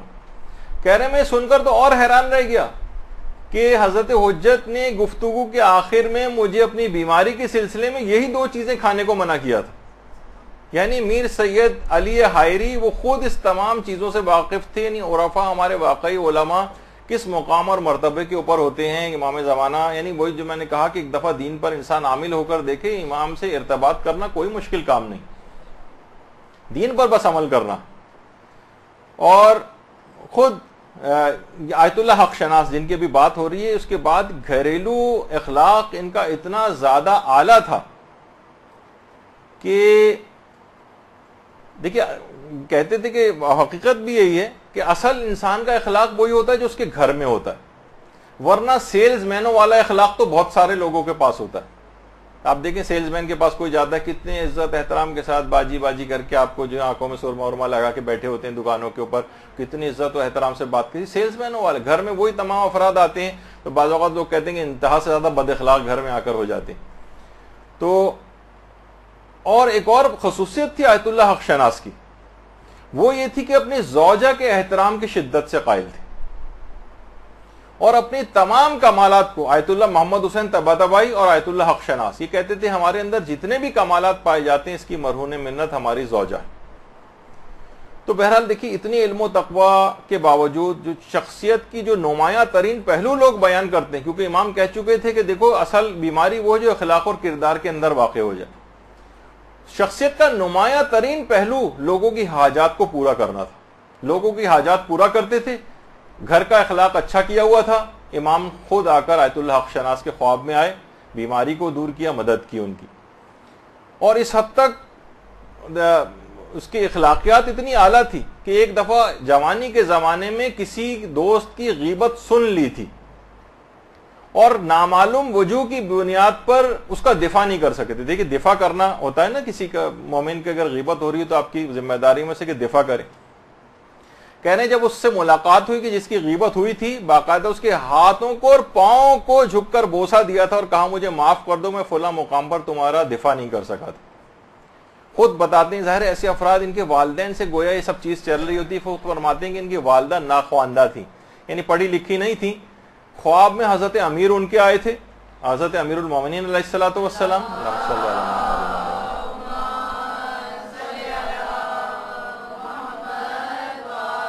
اور امام نے ان کو روٹیاں کچھ کھانے کو دی۔ خواب میں جب انہوں نے وہ روٹی کھائی، صبح اٹھی تو وہ قرآن اور مفاتیح الجنان کو روانی سے پڑھ سکتی تھیں۔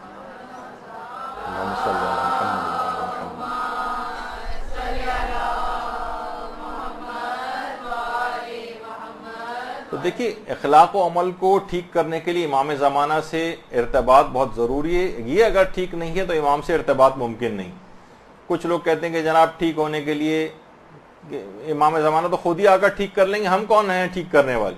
یہی سوال کسی نے 5ویں امام سے بھی ایک دفعہ کر لیا تھا کہ مولا لوگ کہتے ہیں جب امام قیام کریں گے تو سب حالات خود بخود ہی ٹھیک ہو جائیں گے، نہ کوئی خوریزی ہوگی۔ امام نے فرمایا ہرگز نہیں، خدا کی قسم اگر کسی کے لیے خود بخود کاموں کا ٹھیک ہونا درست بات ہوتی تو پیغمبر اسلام اس کے بہت زیادہ حقدار تھے کہ پیغمبر اسلام کے جنگ کے اندر دندان مبارک شہید نہ ہوتے، امام فرماتے ہیں ان کے چہرے کے اوپر زخم نہ آتے۔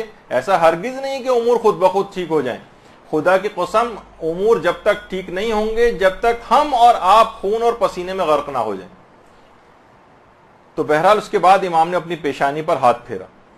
تو دیکھیے امام کے لیے انسان کام کب کرے گا؟ علماء فرماتے ہیں کہ منتظرین جو ہیں ان کی 3 چیزیں ان کے اندر ہونی چاہیے تو امام کے لیے کام بھی کریں گے اور حقیقی منتظر کہے جائیں گے۔ ایک تو ایمان کامل ہونا چاہیے، کہیں پہ بھی اس قسم کے شبہات رکھنے والے افراد کے ہتھے نہ چڑھ جائیں۔ یہ آج کل بہت زیادہ لوگ آپس میں ڈسکشن کر رہے ہیں اور کیا کیا شبہات لے کر آ رہے ہیں۔ دوسری چیز ظہور کے لیے آمادگی ہونی چاہیے، اور یعنی انسان ظہور کے لیے آمادہ بھی تو ہو اور اپنی استطاعت کے مطابق زمینہ سازی کرے، یعنی جو شخص جو امام کے ظہور کے لیے کام کر سکتا وہ کام کرے، اسے حقیقی منتظر کہا جائے گا۔ ایک عنصر بھی اس میں سے کم ہو جائے تو وہ اس کو حقیقی منتظر نہیں کہیں گے۔ علماء فرماتے ہیں دیکھیے جتنا ظہور کا یقین ہوگا اتنا ہی انتظار میں شدت ہوگی، جتنا ظہور کو نزدیک جانے گا اتنا ہی انتظار میں شدت ہوگی، جتنی محبت زیادہ ہوگی اتنی انتظار میں شدت ہوگی۔ انتظار میں شدت میں کمی اس بات کی علامت ہے کہ اس کا یا تو ایمان کامل نہیں ہے، ظہور کا اس کو یقین نہیں ہے، یا امام زمانہ سے اس کی محبت میں کوئی کمی۔ باقاعدہ محقق طوسی جو ہمارے گزرے انہوں نے تجرید الاعتقاد جو کتاب لکھی ہے اس میں کہا ہے کہ وجود جو امام ہے یہ خدا کی طرف سے ایک نعمت ہے، باقاعدہ اس کی شرح تک لکھی گئی اس کتاب کی۔ کہا کہ امام کا جو وجود ہے خدا کی طرف سے ایک نعمت ہے، اور لوگوں کے امور میں امام کا تصرف یہ بھی خدا کی طرف سے ایک نعمت ہے۔ یہی وجہ ہے کہ آیت اللہ حسن الہی طباطبائی جن کا بھی اس سے پہلے ذکر ہوا تھا، وہ فرماتے ہیں کہ حضرت حجت کا کائنات پر اس طرح سے تصرف ہے جس طرح روح کا جسم کے اوپر تصرف ہوتا ہے حضرت حجت کا۔ تو فرماتے تھے کہ اب امام ظہور کیوں نہیں کر رہے؟ تو فرماتے تھے کہ لوگوں کا آمادہ نہ ہونا اور امام کا خواہش مند نہ ہونا یہ غیبت کا ایک سبب ہے، یعنی جب تک لوگوں کے اندر آمادگی نہیں ہوگی ظہور بھی نہیں ہوگا۔ تو فرماتے تھے محقق طوسی کہ جب تک لوگوں کی آمادگی نہیں، یعنی ایک زاویہ بھی اس مثلث کا کم ہے، ایک ضلع بھی اگر اس ٹرائنگل کا کم ہے تو اس کا اثر مفقود ہو جائے گا. خدا کی طرف سے لطف میں کوئی کمی نہیں ہے. خدا نے امام زمانہ علیہ السلام کی نعمت دی ہوئی. اچھا، امام کا کائنات پر تصرف بھی دیا ہوا ہے، لیکن لوگوں کے لیے ظاہر نہیں ہو رہے یہ والی چیز لوگوں کی طرف سے. لوگ امام کے ظہور کے لیے دلی طور پر تیار نہیں. زبان سے تو کہتے ہیں اجل اللہ تعالی فرجک اور اس طرح کی باتیں کرتے ہیں، لیکن عمل سے تیار نہیں. یہی وجہ ہے کہ رہبر معظم فرماتے ہیں کتنے ہی انبیاء آ کر گزر گئے ہیں، دنیا برائیوں سے پاک کیوں نہیں ہوئی؟ ائمہ اور انبیاء کی طرف سے کوئی کمی نہیں تھی، کمی لوگوں کی طرف سے تھی. زمینہ آمادہ نہیں تھا، اللہ کی طرف سے لطف و کرم کے اندر کوئی کمی نہیں ہے. ابو لہب اور ابو جہل کے اوپر بھی اتنا ہی کرم تھا، لیکن ان کی ظرفیت ہی نہیں تھی. وہ اللہ کی رحمت کو جذب کرنے کی ان کے اندر صلاحیت اور ظرفیت ہی پائی نہیں جاتی تھی. یہی وجہ ہے کہ علماء کہتے ہیں کہ دیکھیے، انتظار حرکت کا نام ہے، سکون کا نام نہیں.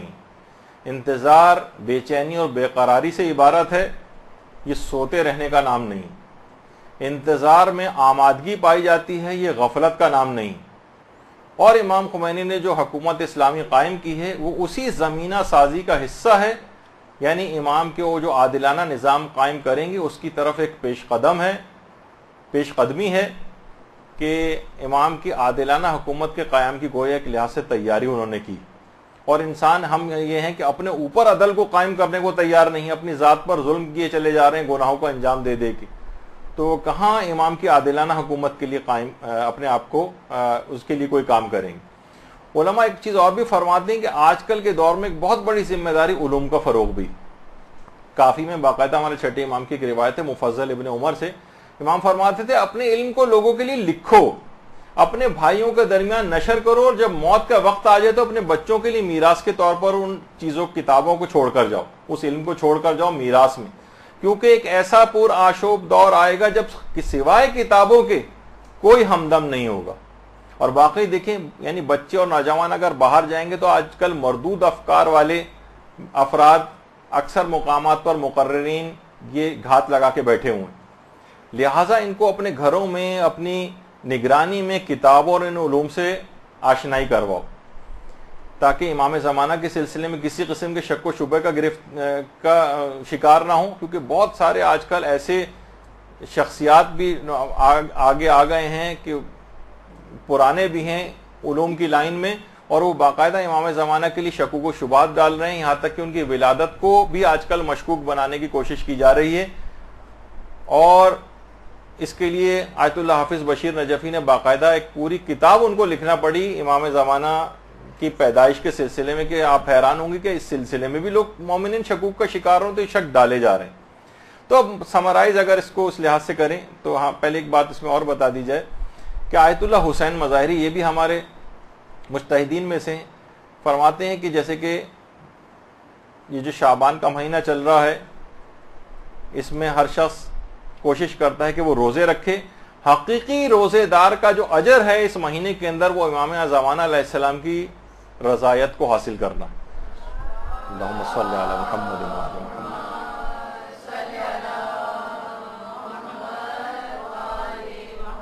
ان کی رضایت حاصل ہو جائے گی، یہ اس کے لیے سب سے بڑا اجر. تو اب جو وہ جو عنوان تھا کہ کیا کریں کہ امام زمانہ راضی ہو جائیں، اتنی ساری باتیں اور واقعات سننے کے بعد اس کا نتیجہ یہ ہے کہ جب راضی ہوں گے، جب ان کے لیے سچے دل سے آپ دعائیں کریں گی. علم دین کا حصول آپ دیکھ رہے ہیں کہ اس میں تمام شخصیات علم دین کے اندر ان کی خدمات ہیں، انہوں نے علم دین کو حاصل کیا، امام زمانہ ان سے راضی و خوشنود ہوئے، ان سے ملاقات کے لیے آئے. تیسری چیز یہ ہے کہ لوگوں کی جہالت کو دور کرنا اور تربیت کرنا. ان تمام علماء نے بے شمار کتاب، جیسے آپ نے آیت اللہ حسینی کاشانی عباس کاشانی کے متعلق سنا کہ 266 کتابیں لکھی، اس بیماری تک کے عالم کے اندر اتنی خدمات انہوں نے انجام دی. تو اس سے امام راضی اور خوش ہوں گے کہ لوگوں کی جہالت دور کی جائے، ان کی تربیت آپ کریں. لوگ مومنین کی خدمت اور مدد، آیت اللہ حق شناس کے لحاظ سے آپ نے دیکھا کہ ان شخصیت کا نمایاں ترین پہلو یہ تھا. اور اپنے اخلاق کی اور کردار کی درستگی، خاص طور پر گھریلو اخلاق کی، اس سے امام راضی اور خوشنود ہوتے ہیں. تو یہ تمام خصوصیات ہیں، اس سے امام خود ملاقات کا شرف اسے بخشیں گے. اور ایسا شخص اگر مر گیا تو الہی حکومت کے جس وقت قیام ہوگا اس وقت قبروں سے باقاعدہ اٹھا کر امام کی مدد کے لیے ایسے افراد جو ان خصوصیات کے حامل ہوں گے وہ بلائے جائیں گے. اس لیے پروردگار عالم سے دعا کہ ہم سب کو امام زمانہ کے ادنا ترین خدمت گزاروں میں شامل کریں تاکہ ہم سب دنیا اور آخرت میں کامیاب قرار پائیں. وصلی اللہ علی محمد وآلہ الطیبین الطاہرین.